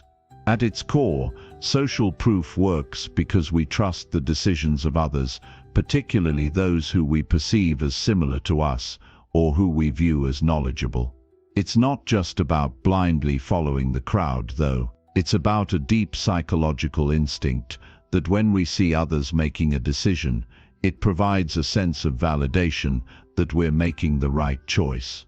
But social proof doesn't only apply to products or services. It's a powerful tool for persuasion in everyday interactions and relationships as well. Think about it, when you're trying to persuade someone, especially in a situation where they might be hesitant or unsure, demonstrating that others have already made the same decision or taken the same action can provide reassurance. This doesn't mean you should rely solely on external validation. Rather, you use it to strengthen your position and make your message more compelling. For example, if you're trying to convince someone to adopt a new strategy or approach, you can share stories of others who have had success with it. You're not just presenting facts, you're showing that others have walked the path you're suggesting, and their success can be a powerful motivator for someone else to follow suit. This principle becomes even more powerful when you leverage it with authority. Authority in the context of persuasion is the ability to influence others based on expertise, knowledge, or position. Authority gives you credibility, and when you combine it with social proof, you create a persuasive force that is almost impossible to ignore. Think about the way we respond to experts in various fields, whether it's a doctor, a successful entrepreneur, or a well-known thought leader. When these individuals speak, we listen because they have the authority that comes from their experience, education, or achievements. Building authority is not something that happens overnight, but there are ways to establish yourself as an expert in your field, and doing so can dramatically increase your persuasive power. One of the most effective ways to build authority is through demonstrated expertise. This could mean sharing your knowledge openly, writing articles, speaking at events, or creating content that showcases your skills and experience. The more you share your insights and help others solve problems, the more you position yourself as someone with valuable knowledge. When people see that you consistently add value, they will naturally look to you for guidance and advice. Another way to build authority is through association. If you're able to connect with other experts or be associated with high-quality brands, your credibility can increase by proximity. For example, imagine you're working with a well-known company on a project or collaborating with a respected professional in your field. Even if you're not yet widely recognized as an authority, your association with these established figures can help to establish you as someone who belongs in that circle. This type of social proof works by showing others that you are trusted and valued by people who already hold authority. Once you've built your authority and established credibility, you'll find that you can use social proof to further amplify your influence. Think about how companies use testimonials and reviews to promote their products. When potential customers see that others have had a positive experience, they're more likely to make a purchase. The same concept can be applied to any situation where you're trying to persuade someone. If you're trying to get someone to join your team or accept your idea, providing testimonials or evidence of success from others can significantly increase your persuasive power. This is why you often see leaders, experts, or influencers in various industries sharing success stories, statistics, or case studies. It's their way of using social proof to validate their authority and influence others to take action. But authority isn't just about what you know, it's also about how you present yourself. Confidence plays a crucial role in how you come across to others. When you communicate with confidence, you instantly enhance your authority. It's not about arrogance, it's about demonstrating certainty in your message. People are naturally drawn to those who speak with conviction because they feel that they can trust the message being delivered. When you combine knowledge with confidence, you create a powerful aura of authority that can persuade people to listen and take action. Confidence helps you project authority, but humility keeps that authority grounded. There's a fine line between being confident and coming across as overbearing, so it's important to strike a balance. You want to be perceived as someone who is sure of their expertise, but also open to feedback and discussion. The power of social proof and authority is also deeply rooted in human behavior. We are social creatures by nature, and we often look to others for cues on how to behave or what decisions to make. When you establish yourself as a credible figure, others will naturally look to you for guidance. And when you demonstrate that others have already made the choice you're advocating for, it becomes easier for others to follow suit. People don't want to feel like they're making the wrong decision or going against the grain. Social proof and authority tap into this desire to make the right choice, and in turn, it helps persuade others to follow your lead. One important thing to remember, however, is that social proof and authority must be genuine to be effective. People can see through manipulation or empty claims. If you're presenting social proof or positioning yourself as an authority, it's essential that you do so honestly. Authenticity is the key to building trust. If people sense that you're trying to manipulate them or use social proof in a deceptive way, it can backfire, causing them to feel distrustful and skeptical of your intentions. Authenticity builds long-term influence, while manipulation may offer short-term gains but ultimately damages your reputation. If you want to build authority and leverage social proof in a way that is both effective and ethical, start by focusing on providing real value to others. Share your expertise, help others succeed, and be consistent in your actions. Your reputation will grow naturally, and the more people see you as an expert who can be trusted, the more persuasive your message will become. In time, the social proof of your success, combined with the authority you've earned, will create a powerful force of influence that others can't help but be drawn to. Chapter 12. The Scarcity and Urgency Principle. There's a certain magic that happens when something feels limited. It taps into a primal part of our nature, the fear of missing out, the need to seize opportunities before they slip through our fingers.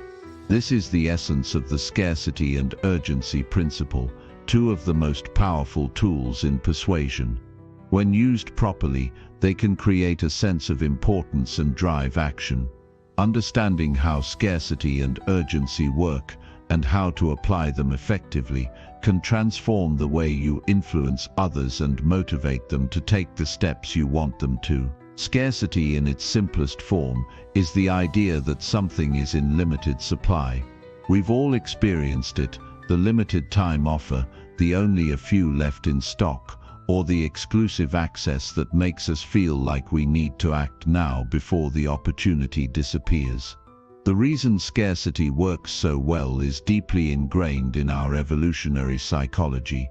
Our ancestors lived in an environment where resources were often scarce: food, shelter, safety, so when something appeared to be in short supply, it triggered an instinctual desire to grab it before it was gone. It wasn't just about desire, it was about survival. That instinct hasn't changed, even in our modern world, which is why scarcity can still have such a powerful effect on us today. Think about the last time you saw a limited time promotion. Maybe it was an item on sale or an exclusive event you could only access for a short window of time. Did you feel that little jolt of excitement or anxiety? That's scarcity at work. Our brains are wired to react to limited availability because we want to ensure we don't miss out on something valuable. This can be harnessed to persuade people to take action, whether it's getting them to buy a product, sign up for a service, or even join a cause. The more something seems rare or fleeting, the more it becomes desirable. Urgency works hand in hand with scarcity, adding an extra layer of pressure. Urgency is about creating a sense of time, making people feel that they need to act now or they'll lose the opportunity. The deadline is approaching, the clock is ticking, and if they don't make a move soon, they will be left behind. This is a particularly effective tactic because it makes the decision feel more immediate. The longer something feels like it can be put off, the less likely people are to act. But when you create a sense of urgency, you force people to confront the idea that now is the time. The window is closing, and if they don't act now, they might miss out entirely.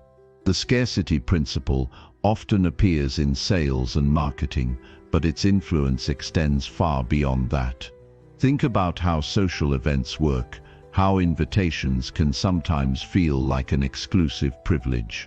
When you're invited to a limited event, whether it's a party, a special gathering, or even a conference, there's a part of you that feels honored. It's exclusive. Not everyone gets an invite, so you're part of a select group. This sense of exclusivity is a direct application of scarcity, and it taps into the human desire to feel important and valued. The more something feels like a special privilege, the more people will want it. It's not just the event itself, but the idea that not everyone can have access to it. This principle of exclusivity can be used in almost any scenario to increase perceived value and influence decisions. Scarcity and urgency also operate in a slightly more subtle way when it comes to self-perception. When we think of something as being rare, we associate it with quality. If something is hard to get, we often assume that it must be worth more. This is why limited edition items, collectibles, and unique opportunities are often so much more attractive than regular everyday options. The idea is that if it's rare, it must be special, and it must be something we should seek out. The power of scarcity feeds into our desire for significance and our instinct to secure the best possible outcome.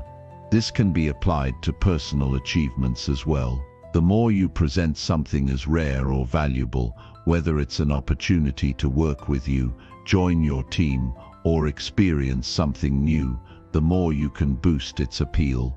But with power comes responsibility. It's easy to get caught up in the idea that creating a sense of urgency or scarcity can be used to manipulate others. And while it can be incredibly effective, it's important to wield these principles ethically. If you create false urgency, such as saying a deal is about to expire when it's really available indefinitely, people will begin to distrust you. The same goes for false scarcity. If you advertise that only a few spots are available when you've got an unlimited number, your credibility will take a hit. When scarcity and urgency are used honestly and genuinely, they can be incredibly persuasive. But when they're used as a tactic for manipulation, they can backfire and leave people feeling deceived and disillusioned. One of the most effective ways to use scarcity and urgency in an ethical way is by delivering on your promises. If you say that a promotion is only available for a limited time, make sure it truly is. If you say there are only a few spots left, make sure there aren't more available than what you've stated. The idea is not to create a false sense of value, but to highlight the real value of the opportunity at hand. If you're offering something that is genuinely limited, whether it's your time, your product, or your expertise, then make sure that you communicate that clearly and honestly.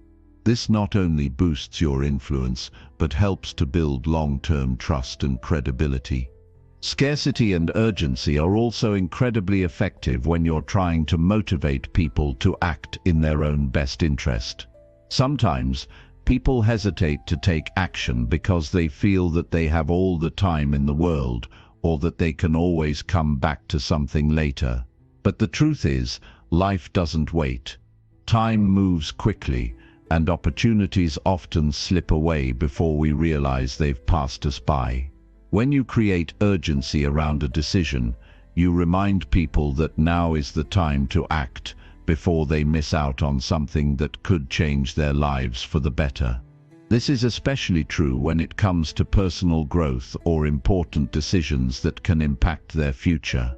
By making the moment feel urgent, you help them take the leap they've been hesitant to make.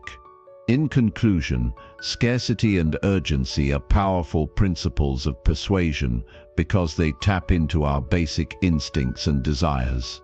The fear of missing out, the desire to act before it's too late, and the longing for something that is perceived as rare all combine to make these principles incredibly effective.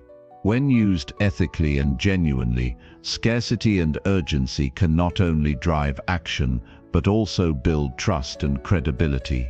So the next time you want to persuade someone to act, consider whether you can create a sense of scarcity or urgency around the decision.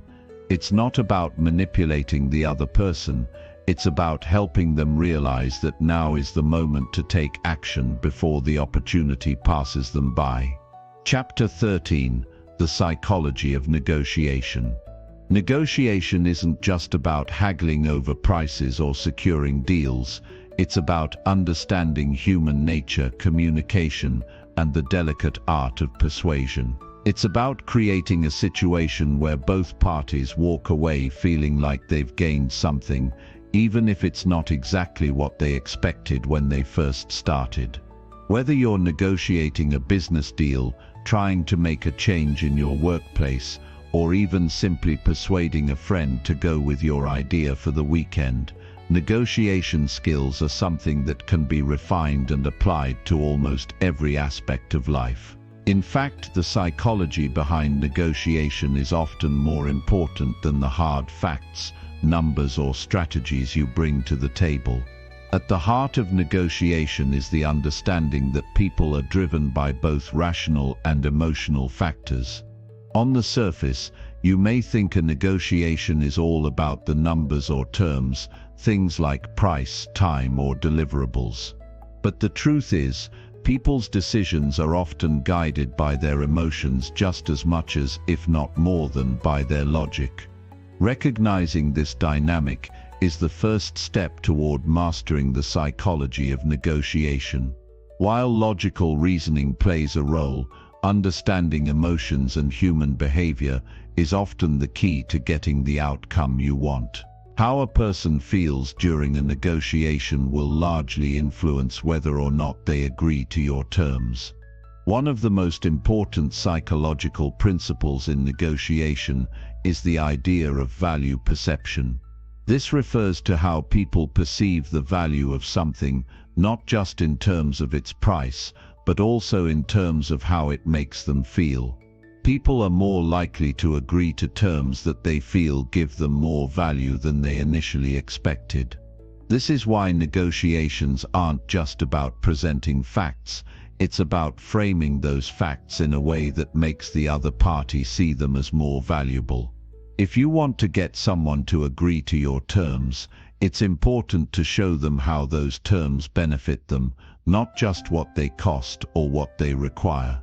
For example, imagine you're negotiating with a potential client about the price of a service you offer. Instead of just focusing on the price tag, focus on the value the client will get from your service. Show them how it will save them time, improve their efficiency, or help them achieve their goals more effectively. When people can see that the value they're receiving far outweighs the cost they're paying, they're more likely to say yes. The principle of value perception is powerful because it taps into people's desire to get more for less, or at least to feel that they are receiving a good deal. At the same time, negotiation also relies heavily on social dynamics. People are influenced by the way others interact with them and the way they perceive their role in a given context. This is where the concept of reciprocity comes into play. When one party makes a concession or offers something of value, the other party feels the need to reciprocate. It's a fundamental human instinct to return favors, and this instinct is often used strategically in negotiations. If you offer something small, it can create a sense of obligation in the other party to offer something in return, even if it's just a small gesture. This helps build goodwill and can set the stage for a more favorable outcome for you. Reciprocity can also work in reverse. If you start the negotiation by offering something large or valuable to the other party, they will often feel compelled to return the favor with something of equivalent value. This principle works because it creates a sense of fairness and balance in the exchange. People are more likely to agree to terms if they feel like they are getting something of equal value in return, or even something a little more valuable than they expected. In addition to reciprocity, another key psychological factor in negotiation is anchoring. Anchoring refers to the psychological tendency to rely too heavily on the first piece of information offered, the anchor, when making decisions. In a negotiation, the first offer you make can set the tone for the entire discussion. If you're selling something, for instance, your initial offer or price will serve as the anchor against which the other party will evaluate all future offers. If your first offer is too low, it can make it harder to negotiate a higher price later. On the other hand, if your first offer is too high, the other party may feel that they're being taken advantage of, and the negotiation may fall apart. The key to using anchoring effectively is setting the right tone from the beginning. Your initial offer or proposal should be reasonable, but it should also be high enough to leave room for negotiation. If you're negotiating a salary, for example, you don't want to start with the exact number you're willing to accept.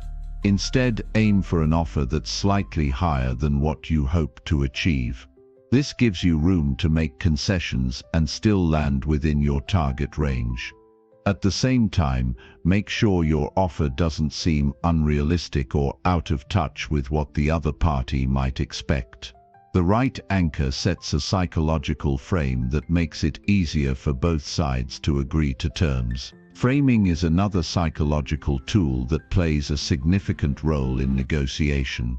The way you present your offers, ideas, or terms can have a huge impact on how they are perceived. Framing refers to the context or language you use to present information. For example, you might frame a price in a way that makes it sound more appealing, such as breaking it down into monthly payments instead of one lump sum. Or you could frame a concession as something that benefits the other party, even if it's just a small gesture. The way you present your offer matters, and it can make the difference between a deal being accepted or rejected. The principle of likability also plays a major role in negotiation. People are more likely to agree to terms from someone they like or feel positively toward. Building rapport and establishing trust early on in the negotiation can make a significant difference in the outcome. This is why it's important to engage in active listening, show empathy, and make an effort to understand the other party's needs and concerns. When you take the time to build a genuine connection and show that you're invested in the other person's success, it becomes easier to find common ground and reach an agreement. Finally, there's the role of emotion in negotiation. While it's important to remain calm and rational during a negotiation, it's equally important to recognize that emotions play a central role in decision-making. People are often influenced by their feelings, even if they don't fully realize it. If you can connect with the other party on an emotional level by acknowledging their frustrations, celebrating their successes, or appealing to their aspirations, you can create a stronger bond and make it easier to reach an agreement. Emotional intelligence, the ability to read and respond to emotions, is an essential skill for effective negotiators. In conclusion, negotiation is more than just a process of exchanging terms. It's a dance between rationality and emotion, strategy and psychology. By understanding the psychological principles that drive human behavior, you can increase your chances of achieving a favorable outcome. Whether it's through framing, reciprocity, or building rapport, the ability to persuade others through negotiation is one of the most valuable skills you can develop. The next time you find yourself in a negotiation, remember that success isn't just about the facts. It's about connecting with the other person, understanding their needs, and finding a mutually beneficial solution. Chapter 14. The influence of reciprocity. We've all experienced it in some form or another, whether we've received a favor and felt compelled to return it, or given something and expected a gesture in return. It's this very psychological principle that underlies much of human interaction, from personal relationships to business transactions, and of course to the art of persuasion. The principle of reciprocity is simple. When someone does something for you, you naturally feel the urge to do something in return. This simple exchange of favors is deeply embedded in our social and psychological fabric. Understanding how to leverage reciprocity effectively can transform your ability to influence and persuade others. The power of reciprocity lies in its ability to create a sense of fairness and balance. When we receive something, whether it's a tangible item or an intangible benefit like help or kindness, we feel a psychological debt. This feeling of indebtedness often drives us to reciprocate, sometimes even in situations where we don't consciously choose to do so. It's a human instinct that helps build trust and maintain social bonds. The interesting thing about reciprocity is that the action or favor you give doesn't have to be of equal value to what you receive. Often even small gestures can generate a feeling of obligation that compels the other person to respond in kind. This dynamic can be used strategically in negotiations, sales, or any situation where you're trying to influence someone's behavior or decision-making. If you can offer something of value to another person, something that they weren't expecting, they're much more likely to reciprocate in some way. The power of this principle is so profound that it's often used by marketers, salespeople, and negotiators to establish goodwill and open the door for future requests or agreements. But the beauty of reciprocity is that it doesn't require grand gestures to be effective. Sometimes the smallest act of kindness, thoughtfulness, or generosity can spark the beginning of a mutually beneficial relationship. Imagine you're negotiating with a potential client for a business deal. Rather than immediately jumping into the terms or focusing solely on your needs, you take the time to listen to their concerns, offer advice, or provide a resource they might find helpful. You might even give them something small, like a free consultation or a valuable piece of information that helps them solve a problem.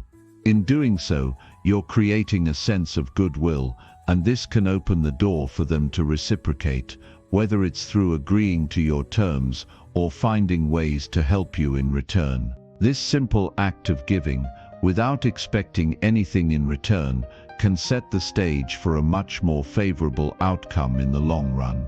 What's important to understand is that reciprocity doesn't always happen in the form of a direct exchange. Sometimes, the way someone reciprocates can be indirect or delayed. You may give something today and not receive anything in return for weeks, months, or even years. But the seed you've planted through your act of kindness or generosity will often come to fruition at some point, even if you don't immediately see the benefits. This is especially true in situations where you've established trust and shown that your actions are not motivated by self-interest, but by a genuine desire to help the other person. Over time, this builds a reputation that will increase your influence and make it easier to get what you want in the future. One of the most powerful aspects of reciprocity is that it works in both directions. Not only can you use it to influence others, but you can also be on the receiving end of it. People naturally want to return favors, and by cultivating a mindset of generosity and kindness, you can create a network of support and influence that helps you achieve your goals. The more you give, whether it's your time, energy, knowledge, or resources, the more others will feel compelled to reciprocate, and the more influence you'll have in the long run. The concept of reciprocity also ties into the idea of social proof. When you make an offering or perform an act of generosity, you're not just influencing one person, you're also signaling to others in the environment that you are someone who adds value and is worthy of being supported. This creates a ripple effect, as others see you as someone who is trusted and respected, and they may follow suit. Social proof is a powerful tool in persuasion because people tend to rely on the actions of others when making decisions. If someone sees that you've helped others or made contributions to a community, they're more likely to want to be part of that cycle of giving and receiving. This creates an environment where reciprocity flourishes and everyone involved benefits. At the same time, it's essential to remember that reciprocity is not about manipulation or creating false expectations. When you use reciprocity, it should come from a place of genuine desire to help, rather than from a transactional mindset. If people sense that your actions are motivated purely by self-interest, or that you're only giving to get something in return, the effectiveness of reciprocity will diminish significantly. Authenticity is key. People are naturally good at sensing insincerity, and if they feel like you're using them or trying to take advantage of them, they'll be much less likely to respond to your gestures. This is where the concept of gratitude comes into play. Gratitude is a powerful force that reinforces the principle of reciprocity. When you show genuine appreciation for someone's help or a favor they've done for you, you not only strengthen your bond with that person, but you also reinforce the cycle of reciprocity. Gratitude encourages people to continue giving and creates an atmosphere of mutual respect and goodwill. So whether you're giving or receiving, showing genuine gratitude amplifies the positive effects of reciprocity and strengthens your relationships. Think of the times when you've received something unexpected, whether it was help with a project, a kind word, or even just a thoughtful gesture. How did you feel afterward? Chances are you felt compelled to return the favor, even if you didn't immediately know how. This is the power of reciprocity in action.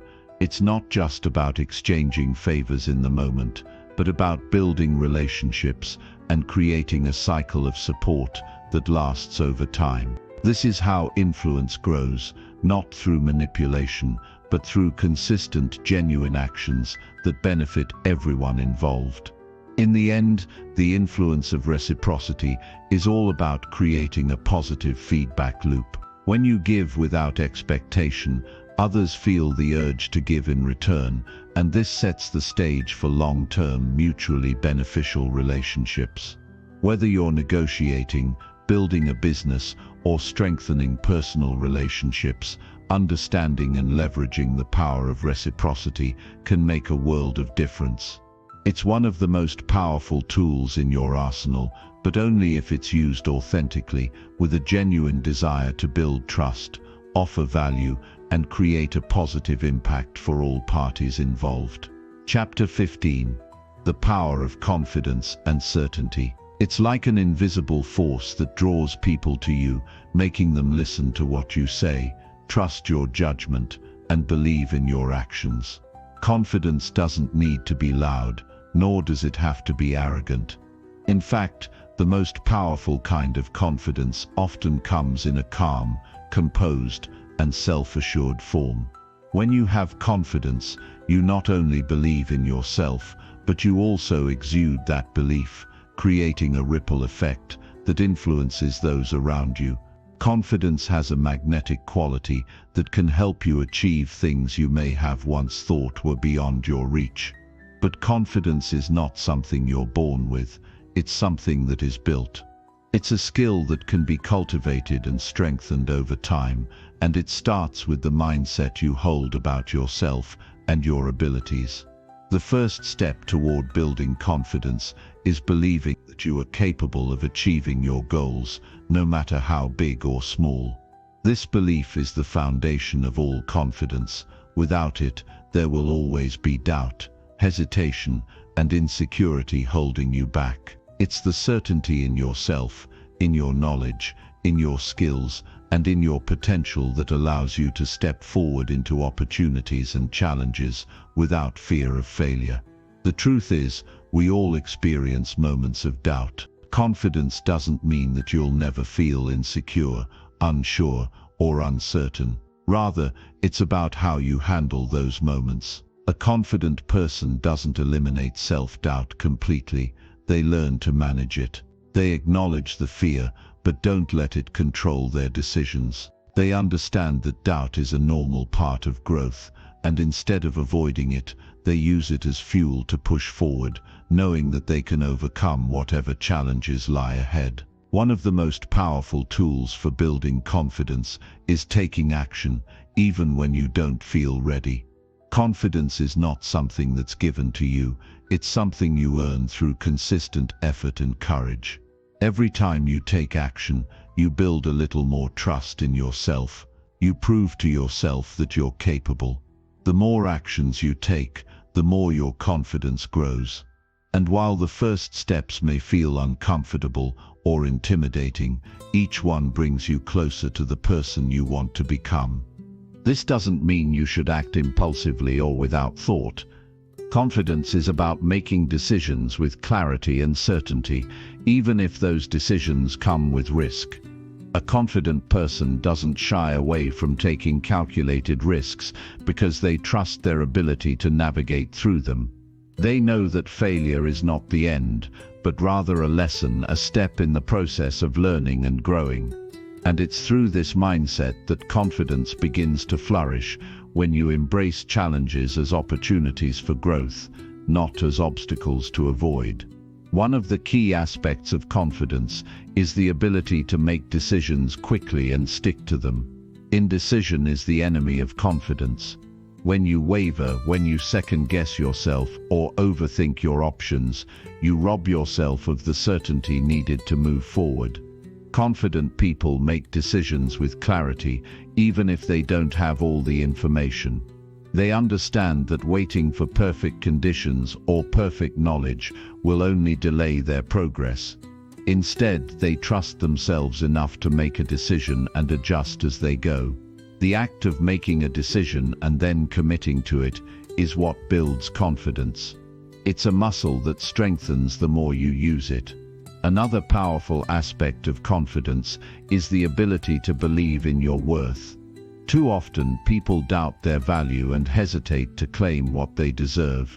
Whether it's asking for a raise, pursuing a new opportunity, or speaking up for yourself, a lack of confidence can hold you back from taking what's rightfully yours. The key to unlocking your confidence in these situations is understanding that you are worthy of success, respect, and happiness.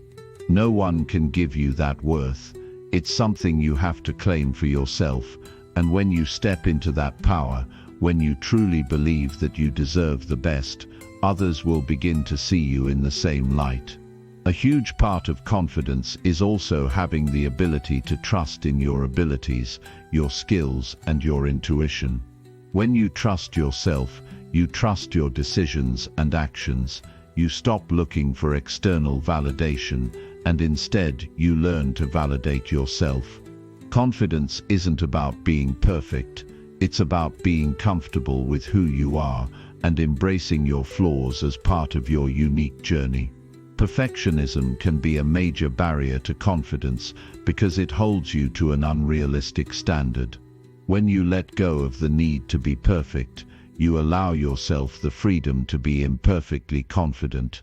But confidence isn't just about believing in yourself, it's also about how you carry yourself in the world, how you present yourself, how you speak, and even how you walk can all influence how others perceive your confidence. Body language plays a huge role in conveying self-assurance. When you stand tall, make eye contact, and speak with conviction, you are signaling to both yourself and others that you are confident in who you are. Your body language can reinforce your internal belief in yourself, and over time it becomes second nature. When you walk into a room with your head held high and a strong posture, people notice.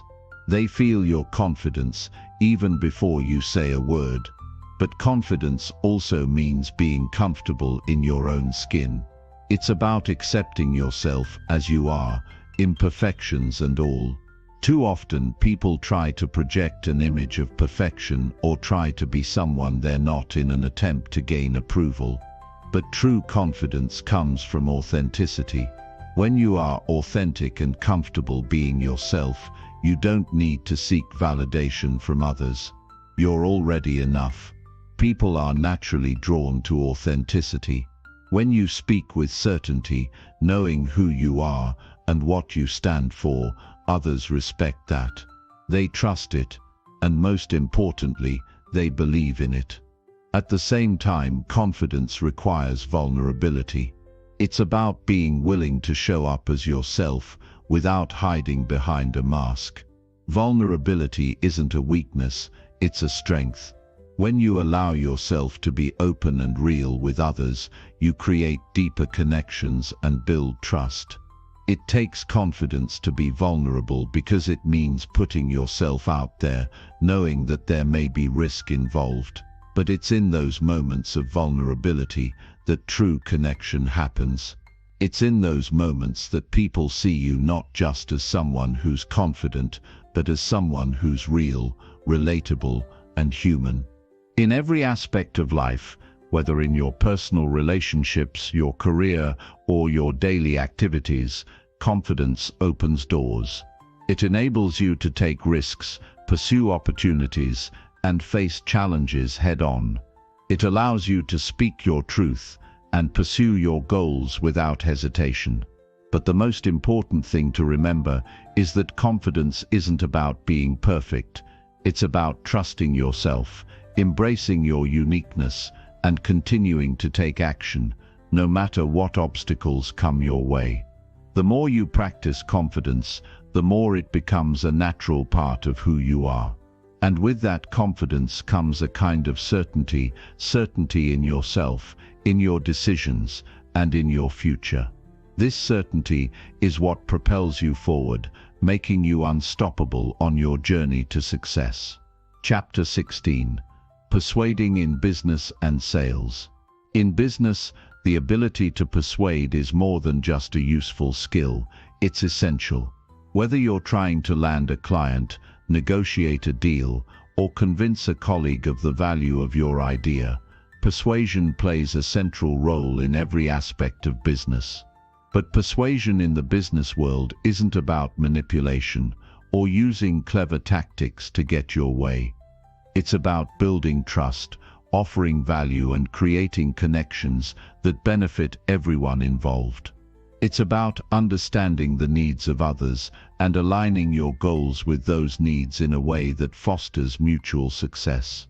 The first step in mastering persuasion in business is developing a deep understanding of your audience.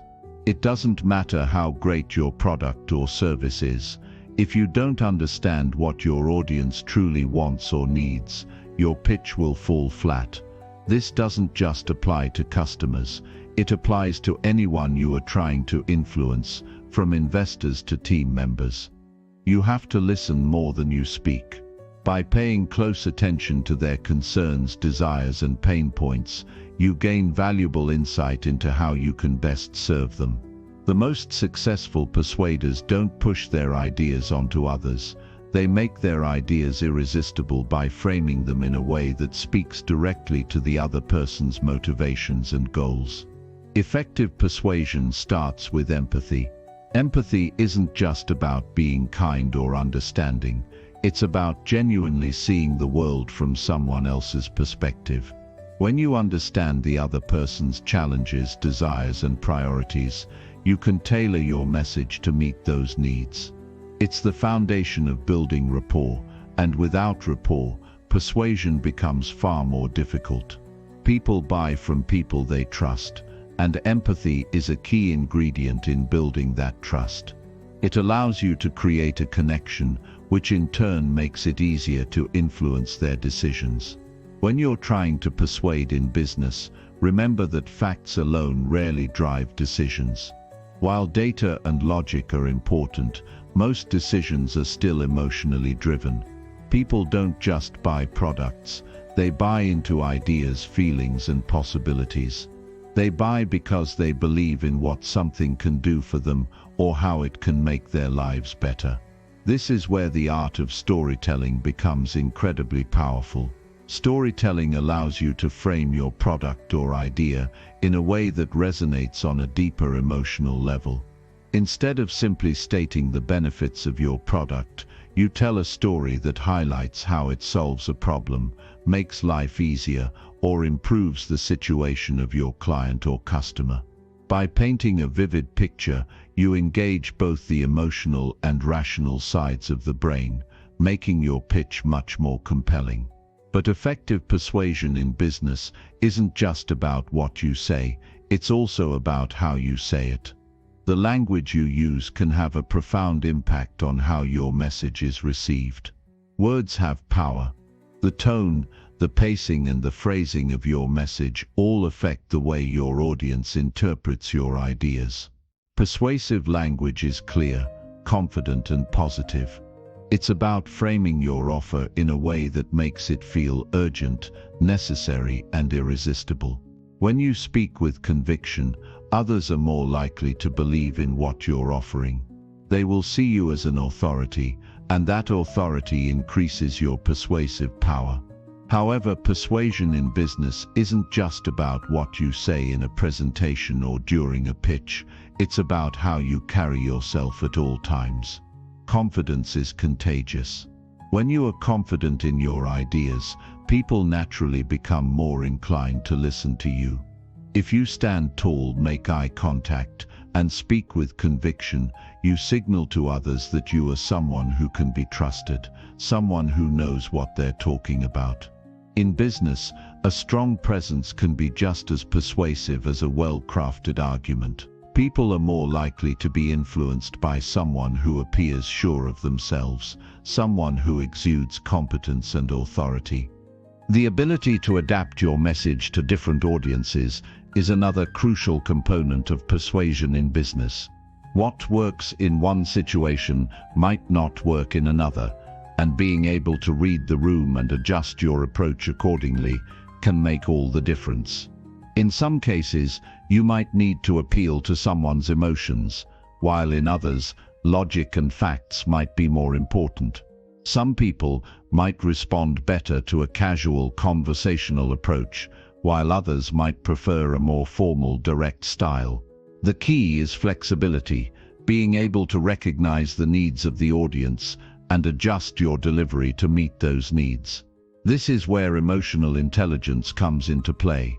Being aware of the emotional dynamics of a situation allows you to choose the most effective persuasive strategy. Negotiation is one of the most important aspects of persuasion in business.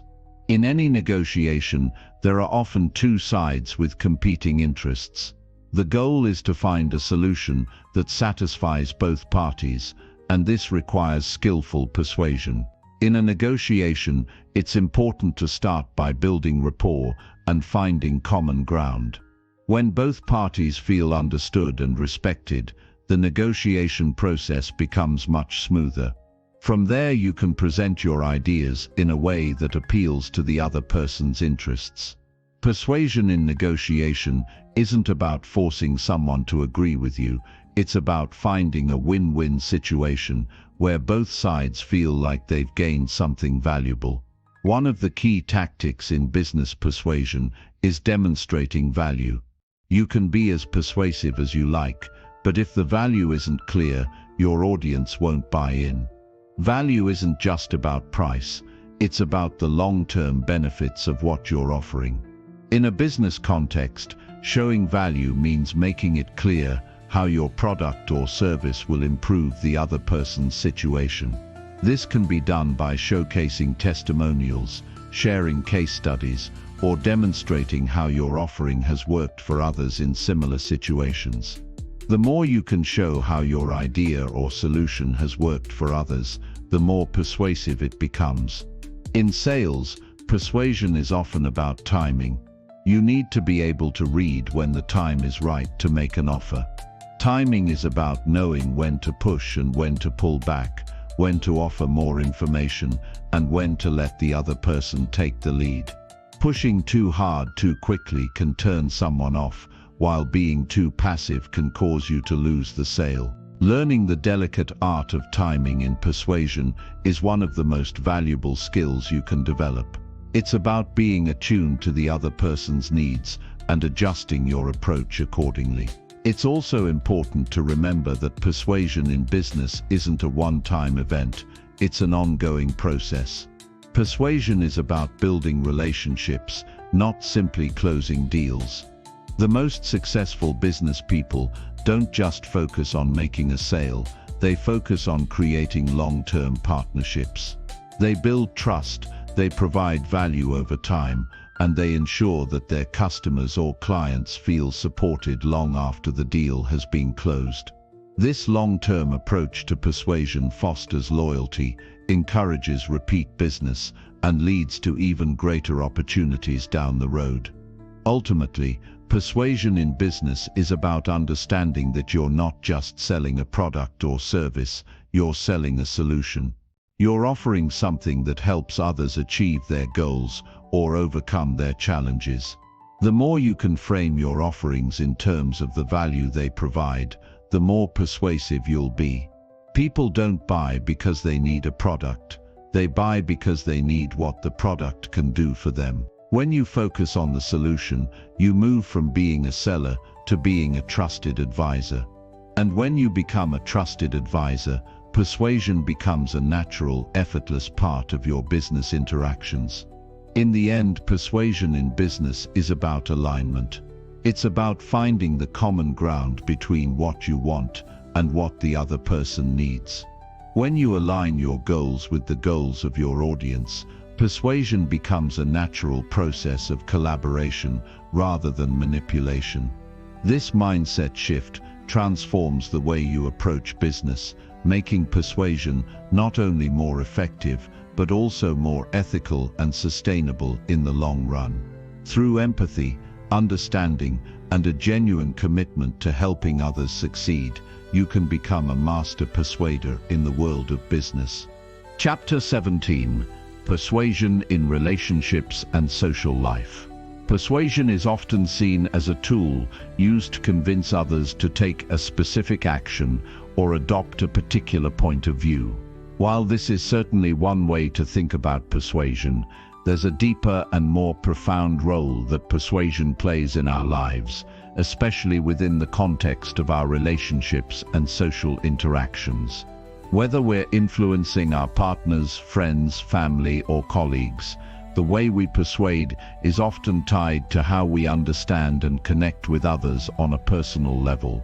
This connection is rooted in empathy, trust, and a shared sense of respect. And when we use persuasion thoughtfully and ethically in relationships, it can strengthen bonds, foster understanding, and create lasting, meaningful connections. In relationships, persuasion is often not about forcing someone to see things your way or to do something that serves your interests. Instead, it's about communicating in a way that encourages open dialogue, mutual understanding, and shared decision-making. The key is not to manipulate or pressure someone into agreement, but to present your perspective in a way that resonates with them.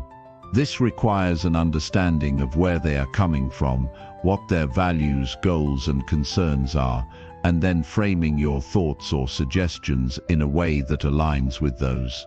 When you approach persuasion in relationships with this mindset, you show a level of respect that makes others feel heard and valued, and that's often the starting point for a healthy exchange of ideas. The first step in persuasion within relationships is recognizing the power of emotional intelligence. Emotional intelligence is your ability to understand your own emotions and the emotions of others, and to use that understanding to guide your thoughts, behaviors, and interactions. In the context of relationships, emotional intelligence allows you to gauge the mood and emotional state of the people around you. It helps you navigate sensitive conversations and gives you insight into how others are likely to respond to your words or actions. When you're persuasive in a way that takes into account how the other person feels, you create a space where honest conversations can happen and where both parties are more open to understanding each other's perspectives. Another important aspect of persuasion in relationships is the ability to listen. True listening isn't just about hearing the words someone says, it's about understanding the meaning behind those words, the emotions driving them, and the context in which they are being spoken.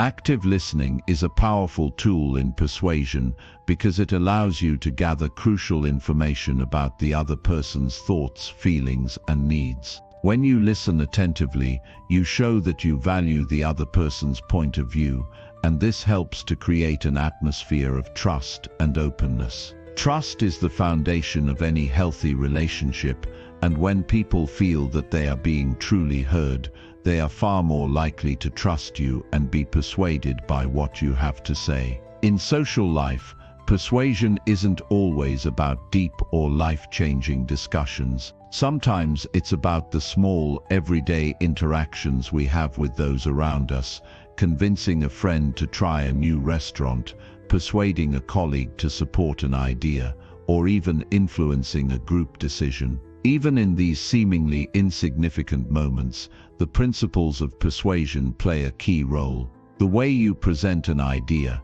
how you express enthusiasm, and the tone of your voice can all influence how others respond. Social interactions are often spontaneous, and our ability to persuade others in these moments relies on our emotional intelligence, our awareness of the situation, and our ability to communicate in a way that resonates with those around us. Persuasion also plays a critical role in conflict resolution within relationships. Disagreements and misunderstandings are inevitable, but how we handle them can make or break the relationship. When a conflict arises, persuasion isn't about forcing your point of view or trying to win the argument. Instead, it's about finding common ground, demonstrating empathy, and guiding the conversation toward a resolution that satisfies both parties. It's about persuading the other person to see that your goal isn't to be right, but to find a solution that works for both of you. In this sense, persuasion becomes a tool for collaboration, for fostering understanding, and for ultimately strengthening the bond between you and the other person. In romantic relationships, persuasion takes on even deeper significance. Love and partnership often require us to navigate delicate situations, express vulnerability, and negotiate differing needs and desires. Persuasion in this context is about creating an environment where both people feel supported, understood, and valued. It's about using your words and actions to inspire positive change or encourage growth, but always with a sense of compassion and respect. When you approach persuasion from a place of love, you're not simply trying to get the other person to see things your way. You're working toward a shared vision of growth and happiness. This can mean anything from encouraging a partner to pursue their passions, to helping them navigate a challenging situation, or even to gently persuading them to take care of their health and well-being. However, as with any form of influence, persuasion in relationships must be handled with care. If you use persuasion to manipulate or control others, it will inevitably lead to resentment and breakdowns in trust. Relationships are not about using influence to get what you want at the expense of someone else's needs or well-being. Instead, true persuasion is rooted in a win-win mentality where both parties feel respected, heard, and valued. It's about guiding others toward decisions that align with their best interests while also considering your own. When you approach persuasion in this way, relationships can flourish, and the bonds between you and the people you care about can become stronger, deeper, and more resilient. In social settings, the ability to persuade others can also extend to the way you influence group dynamics. Whether you're leading a group of friends in making a decision, coordinating a team project at work, or navigating a community event, your ability to persuade can have a significant impact on the group's cohesion and effectiveness. It's important to understand that in group settings, persuasion isn't just about getting your way, it's about bringing everyone's ideas and contributions together in a way that honors each individual's input. A good persuader in a social context doesn't dominate the conversation or dismiss others' ideas. They find a way to integrate diverse perspectives and guide the group toward a collective decision that everyone can agree on. One of the most important aspects of persuasion in social life is the role of authenticity. People are far more likely to be persuaded by someone who is genuine, honest, and sincere. If you are simply trying to manipulate or deceive others, it won't take long for people to see through your intentions. Authenticity builds trust, and trust is essential in any relationship. When you are authentic in your communication, others are more likely to listen, to understand where you're coming from, and to be persuaded by your ideas. Ultimately, the power of persuasion in relationships and social life comes down to one thing: the ability to connect with others on a human level. Whether you're influencing a friend, a colleague, a partner, or a group, the key is to approach persuasion with empathy, honesty, and respect. When you engage with others from a place of genuine care and understanding, your words have the power to inspire, motivate, and guide. And when you use persuasion ethically and responsibly, you not only strengthen your relationships, but also contribute to a culture of trust, collaboration, and mutual respect in the world around you. Chapter 18.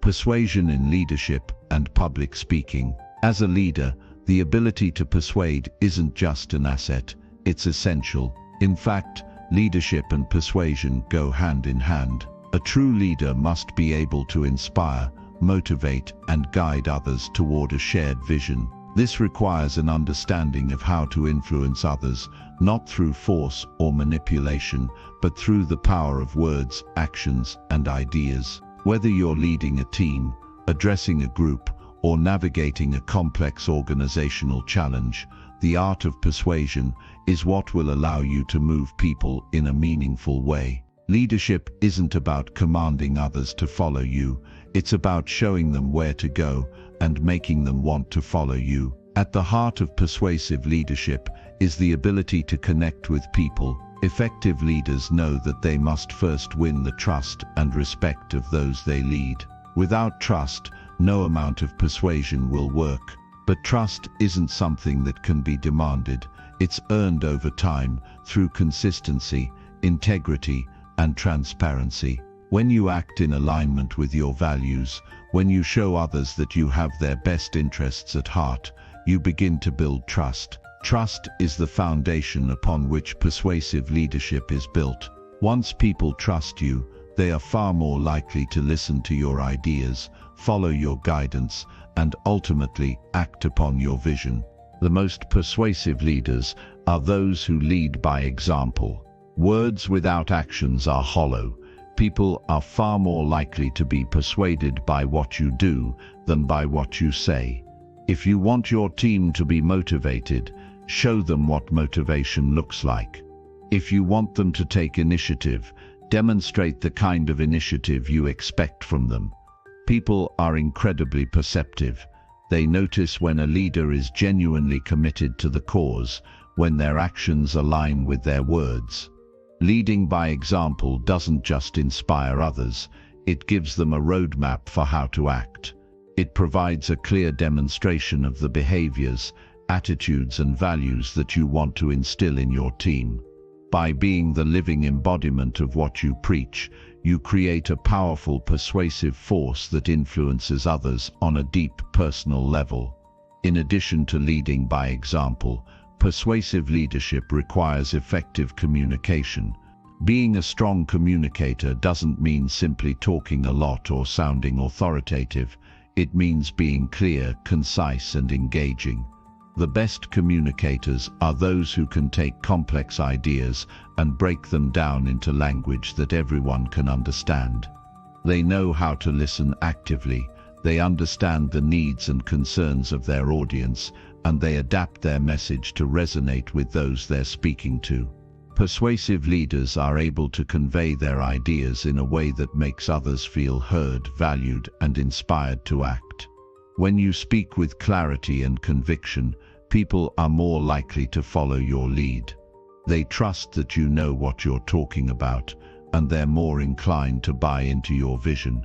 A key element of persuasive leadership is the ability to paint a vivid picture of the future.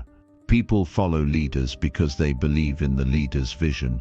When you have a clear sense of where you're going, and you can communicate that direction in a way that sparks excitement and passion in others, you create an environment where people want to contribute, where they want to be a part of something greater than themselves.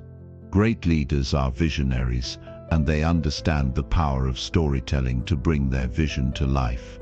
Rather than simply stating the goals or objectives, they weave a narrative that makes the journey feel possible, exciting, and worthwhile. They create a sense of purpose and urgency, compelling others to take action. But leadership persuasion isn't only about the big picture, it's also about the small moments. Every interaction you have with your team or audience is an opportunity to persuade. Whether you're giving feedback, providing support, or simply having a conversation, the way you communicate shapes how people see you and how they respond to you. Every word, every gesture, every expression conveys something about your leadership style. Persuasion is built not only on grand speeches or declarations, but also on the everyday exchanges that reinforce your values and intentions. As a leader, you must be mindful of your actions at all times, ensuring that your words and behavior are consistently in alignment with the values you wish to promote.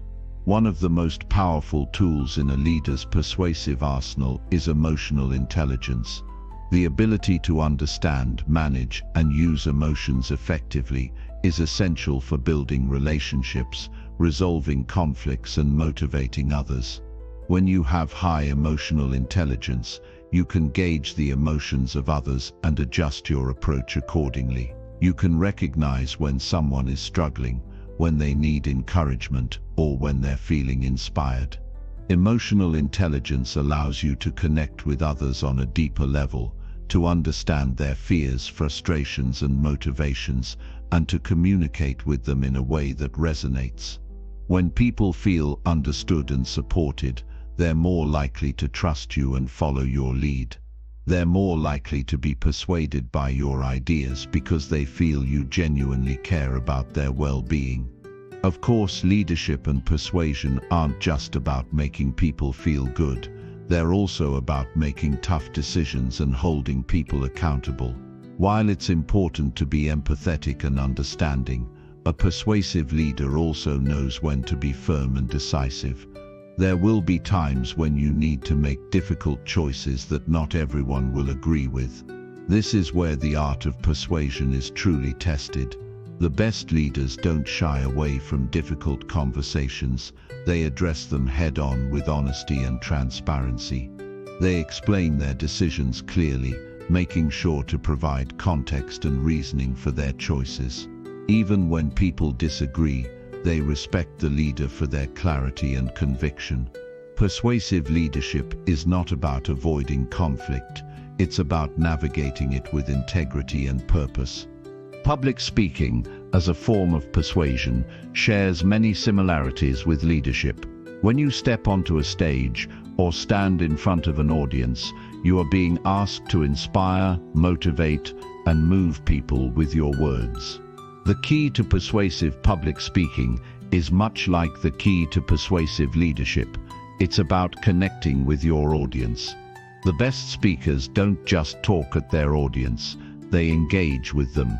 They make the audience feel like they're part of the conversation, like their thoughts and feelings matter. Whether you're speaking to a room of 5 or 5,000, the goal is always the same: to make a meaningful connection.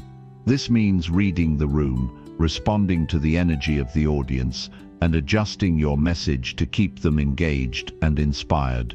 Great speakers have the ability to create a sense of community with their listeners, making them feel like they're all in this together, working toward a shared goal. A key part of persuasive public speaking is authenticity. Audiences can tell when a speaker is being genuine or when they're simply reading from a script. Authenticity builds trust, and trust is the foundation of persuasion. When you speak from the heart, when you share your true thoughts and emotions, your audience feels that. They connect with you on a deeper level, and as a result, they're far more likely to be influenced by your message. Authenticity allows you to be vulnerable, to show your humanity, and to create a space where others feel safe to do the same. Ultimately, persuasive leadership and public speaking are about more than just convincing people to do something. They're about inspiring them to believe in something. It's about creating a vision that others can rally behind and motivating them to take action toward that vision. When you lead with conviction, communicate with clarity, and connect with others on a human level, persuasion becomes a natural extension of who you are as a leader. You don't have to force it. It flows effortlessly because it's rooted in your authenticity, your passion, and your belief in the greater good. In this way, persuasion in leadership and public speaking becomes not just a skill, but a way of life. It's about lifting others up, helping them see their potential, and guiding them toward a shared future that's brighter and more promising than any of us could imagine alone. Chapter 19. Ethical Persuasion. The Responsibility of Influence. It is a powerful, almost magnetic energy that comes with persuasion. It is a tool, a skill that can open doors, break down barriers, and lead others toward a better path. But with power comes responsibility. The ethical use of persuasion is not just about getting someone to say yes or agreeing to follow you. It's about ensuring that the influence you exert is used for good, for the betterment of everyone involved. When you understand this responsibility, you can use your skills as a force for positive change, both in your own life and in the lives of those around you. When we talk about ethical persuasion, we are discussing the principle that influence should not be used to manipulate, deceive, or coerce others into decisions that are not in their best interest.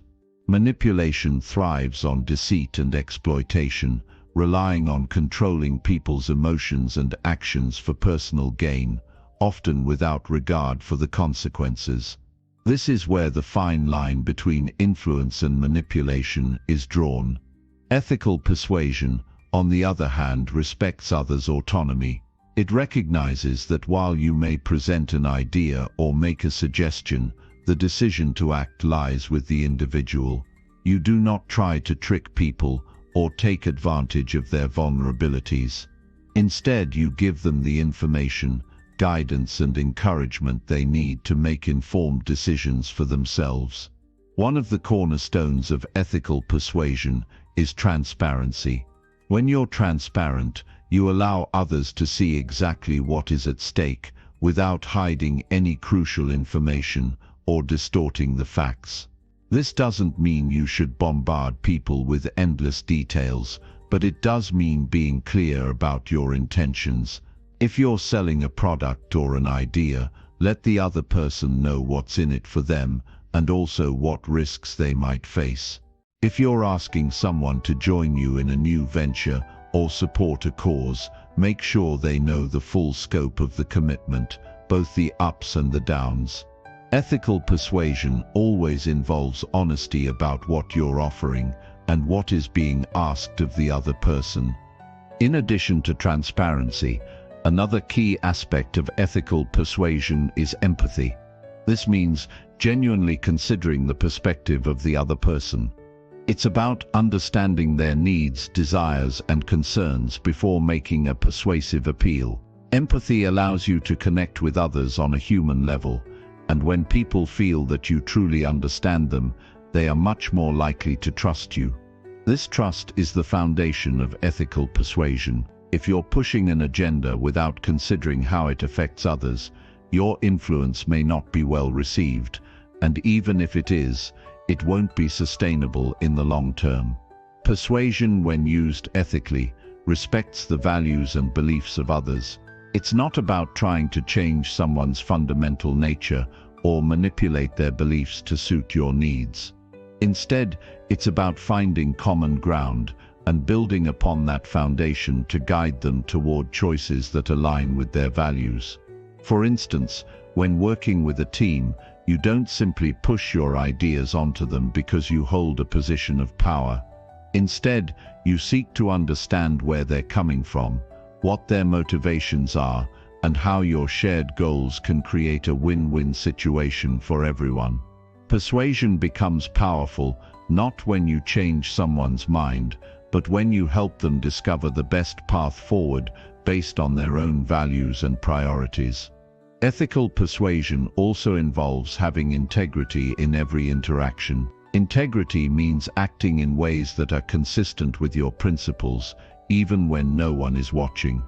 It's easy to be persuasive when you're trying to sell something or get someone to agree with you, but the real test of your ethics is whether or not your actions align with your values when you're not in the spotlight. Do you practice what you preach? Do you treat others with fairness and respect, even when it's inconvenient or when the stakes are high? Integrity is what makes persuasion truly ethical. It's about ensuring that the influence you have over others is not used for personal gain but for the greater good. One of the most powerful tools of ethical persuasion is the idea of positive reinforcement. This is the practice of recognizing and rewarding the behaviors you want to encourage. It's not about manipulating someone into doing something. Rather, it's about acknowledging their efforts, showing appreciation, and inspiring them to keep moving in the right direction. Positive reinforcement encourages growth, confidence, and a deeper sense of responsibility. It works in a way that is not only ethical but also sustainable. When people feel that their actions are being recognized and valued, they are more likely to continue those behaviors, which creates an environment of trust and cooperation. That being said, ethical persuasion also involves accepting the responsibility of being an example. Your actions speak louder than your words, and how you conduct yourself in the world has a profound impact on those around you. If you want to persuade others to act with integrity, you must first model integrity yourself. If you want others to lead with empathy, you must demonstrate empathy in your own interactions. If you want to create a culture of transparency, you must be transparent in all your dealings. When you hold yourself to a high standard, others will naturally look to you as a role model and be more inclined to follow your example. As persuasive leaders and communicators, it's important to also consider the potential consequences of our influence. We may persuade others to make decisions, But we must ask ourselves, are these decisions aligned with their best interests? Will they lead to positive outcomes, or will they cause harm? Ethical persuasion requires us to think about the long-term effects of our actions, not just the short-term wins. When you persuade someone to act in a way that harms them, whether knowingly or unknowingly, you are crossing a line. It's essential to maintain an awareness of the ripple effects your influence has on others. If your influence leads to an outcome that ultimately does not serve the well-being of those you are persuading, then the persuasive act is no longer ethical, regardless of the immediate results. In business, this is particularly important. Persuasion is often employed in negotiations, sales, and marketing, and while these are essential components of success, they must be carried out with honesty and fairness. Consumers place a lot of trust in businesses, and companies that take advantage of this trust for short-term gains will ultimately pay the price in the long run. Ethical persuasion in business means offering real value, providing truthful information, and ensuring that the products or services you offer genuinely improve people's lives. It means standing behind your promises and being willing to answer tough questions with integrity, even when it's inconvenient. When you operate from a place of ethical persuasion, your influence extends far beyond the immediate outcome. People remember how you made them feel and how you treated them, and this is what will continue to build your reputation, your relationships, and your leadership.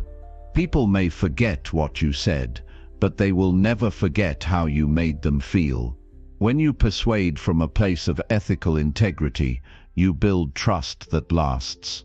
And trust, more than anything else, is the most powerful form of influence you can have. The responsibility of persuasion is immense, but so is the opportunity. When used ethically, persuasion can lead to incredible positive change, both in our own lives and in the lives of others. It can help create stronger relationships, more productive teams, and more successful communities. Ethical persuasion isn't just about getting people to say yes, it's about guiding them toward the right decisions, empowering them to take action that serves their best interests, and showing them the way forward with honesty, transparency, and respect.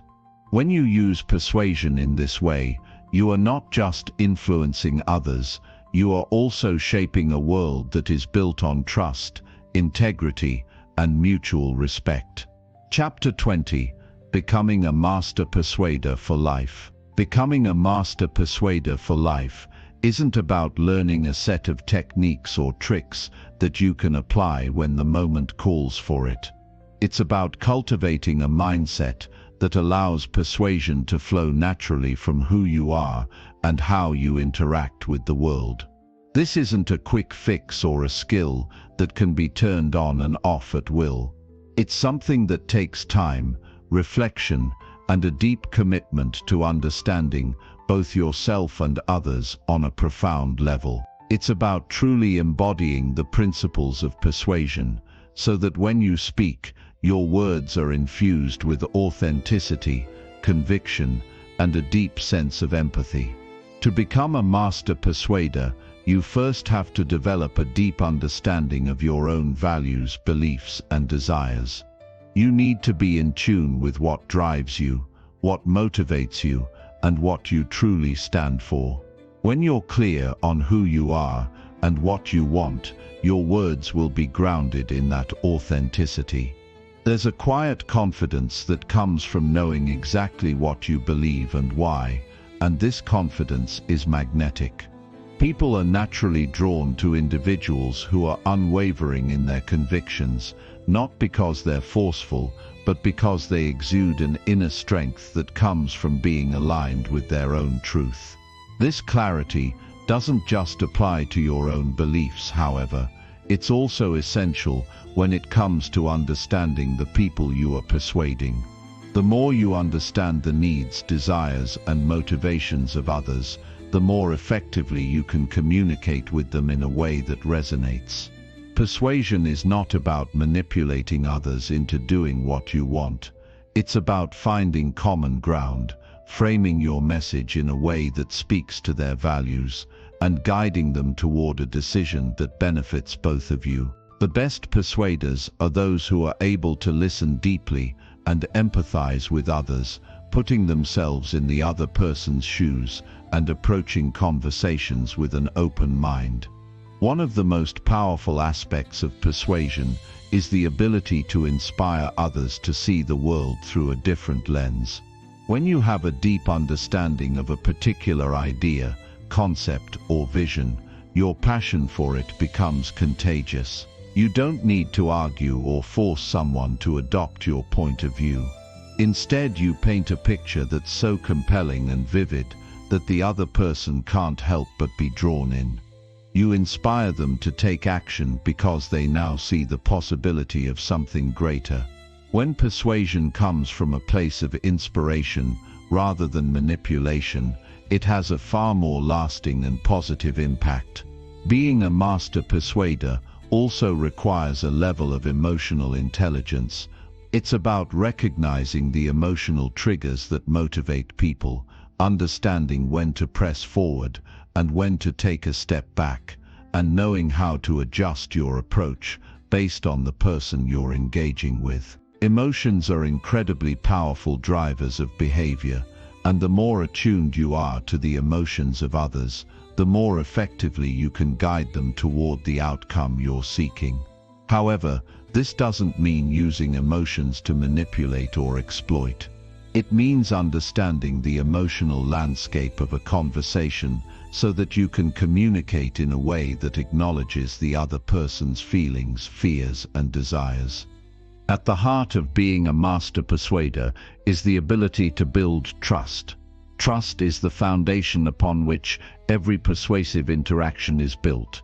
Without trust, your words will fall on deaf ears, no matter how convincing or charismatic you may be. To build trust, you must be consistent, reliable, and transparent.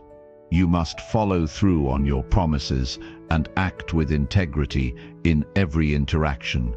Trust takes time to build, but it can be destroyed in an instant. Therefore, mastering persuasion means making a conscious effort to nurture trust in every relationship, whether it's personal or professional. It's about being someone others can count on, someone who always operates from a place of honesty and authenticity. While mastering persuasion requires understanding others, it also involves a deep sense of self-awareness. You must be mindful of your own biases, assumptions, and blind spots. Often, we are unaware of how our own beliefs shape the way we communicate and how others perceive us. To be an effective persuader, you need to be willing to challenge your own assumptions and be open to feedback. This self-awareness allows you to adjust your approach when necessary, to be more mindful of how you come across, and to ensure that you're always presenting your ideas in a way that is respectful, thoughtful, and considerate of the other person's perspective. A key component of persuasion mastery is the ability to make others feel empowered. Persuasion shouldn't be about taking control of a situation or forcing someone to submit to your will. Instead, it's about giving others the confidence to make their own decisions, knowing that they are supported by you. When you help others see the benefits of a particular choice or direction and guide them toward making it on their own, you not only gain their respect, but you also build a sense of mutual trust and cooperation. You become a guide, not a dictator, and this makes the persuasion process far more powerful and enduring. It's also important to recognize that persuasion isn't always about getting immediate results. Sometimes, the most effective persuasion is subtle, unfolding over time. It's about planting a seed, offering an idea, and then allowing it to grow. You might not persuade someone to take action in the moment, but you've sparked something in their mind that will continue to evolve. Being patient and understanding that persuasion is a process, sometimes a long one, is essential to mastering this skill. Furthermore, persuasion is not something that only works on others, it's something that you must also apply to yourself. The greatest persuaders are those who are able to persuade themselves to take action, to stay disciplined, and to push past the obstacles that life inevitably throws in their way. The most important person you will ever need to persuade is yourself. If you can convince yourself to stay committed, to take risks, and to keep going even when it's tough, you will not only succeed in your own life, but you will also become a beacon of influence for others. The journey to becoming a master persuader is not an easy one, but it's an incredibly rewarding one. It requires you to be patient with yourself, to be humble in your approach, and to continuously strive to learn and grow. Persuasion is not a skill that you can learn overnight, but as you refine your understanding of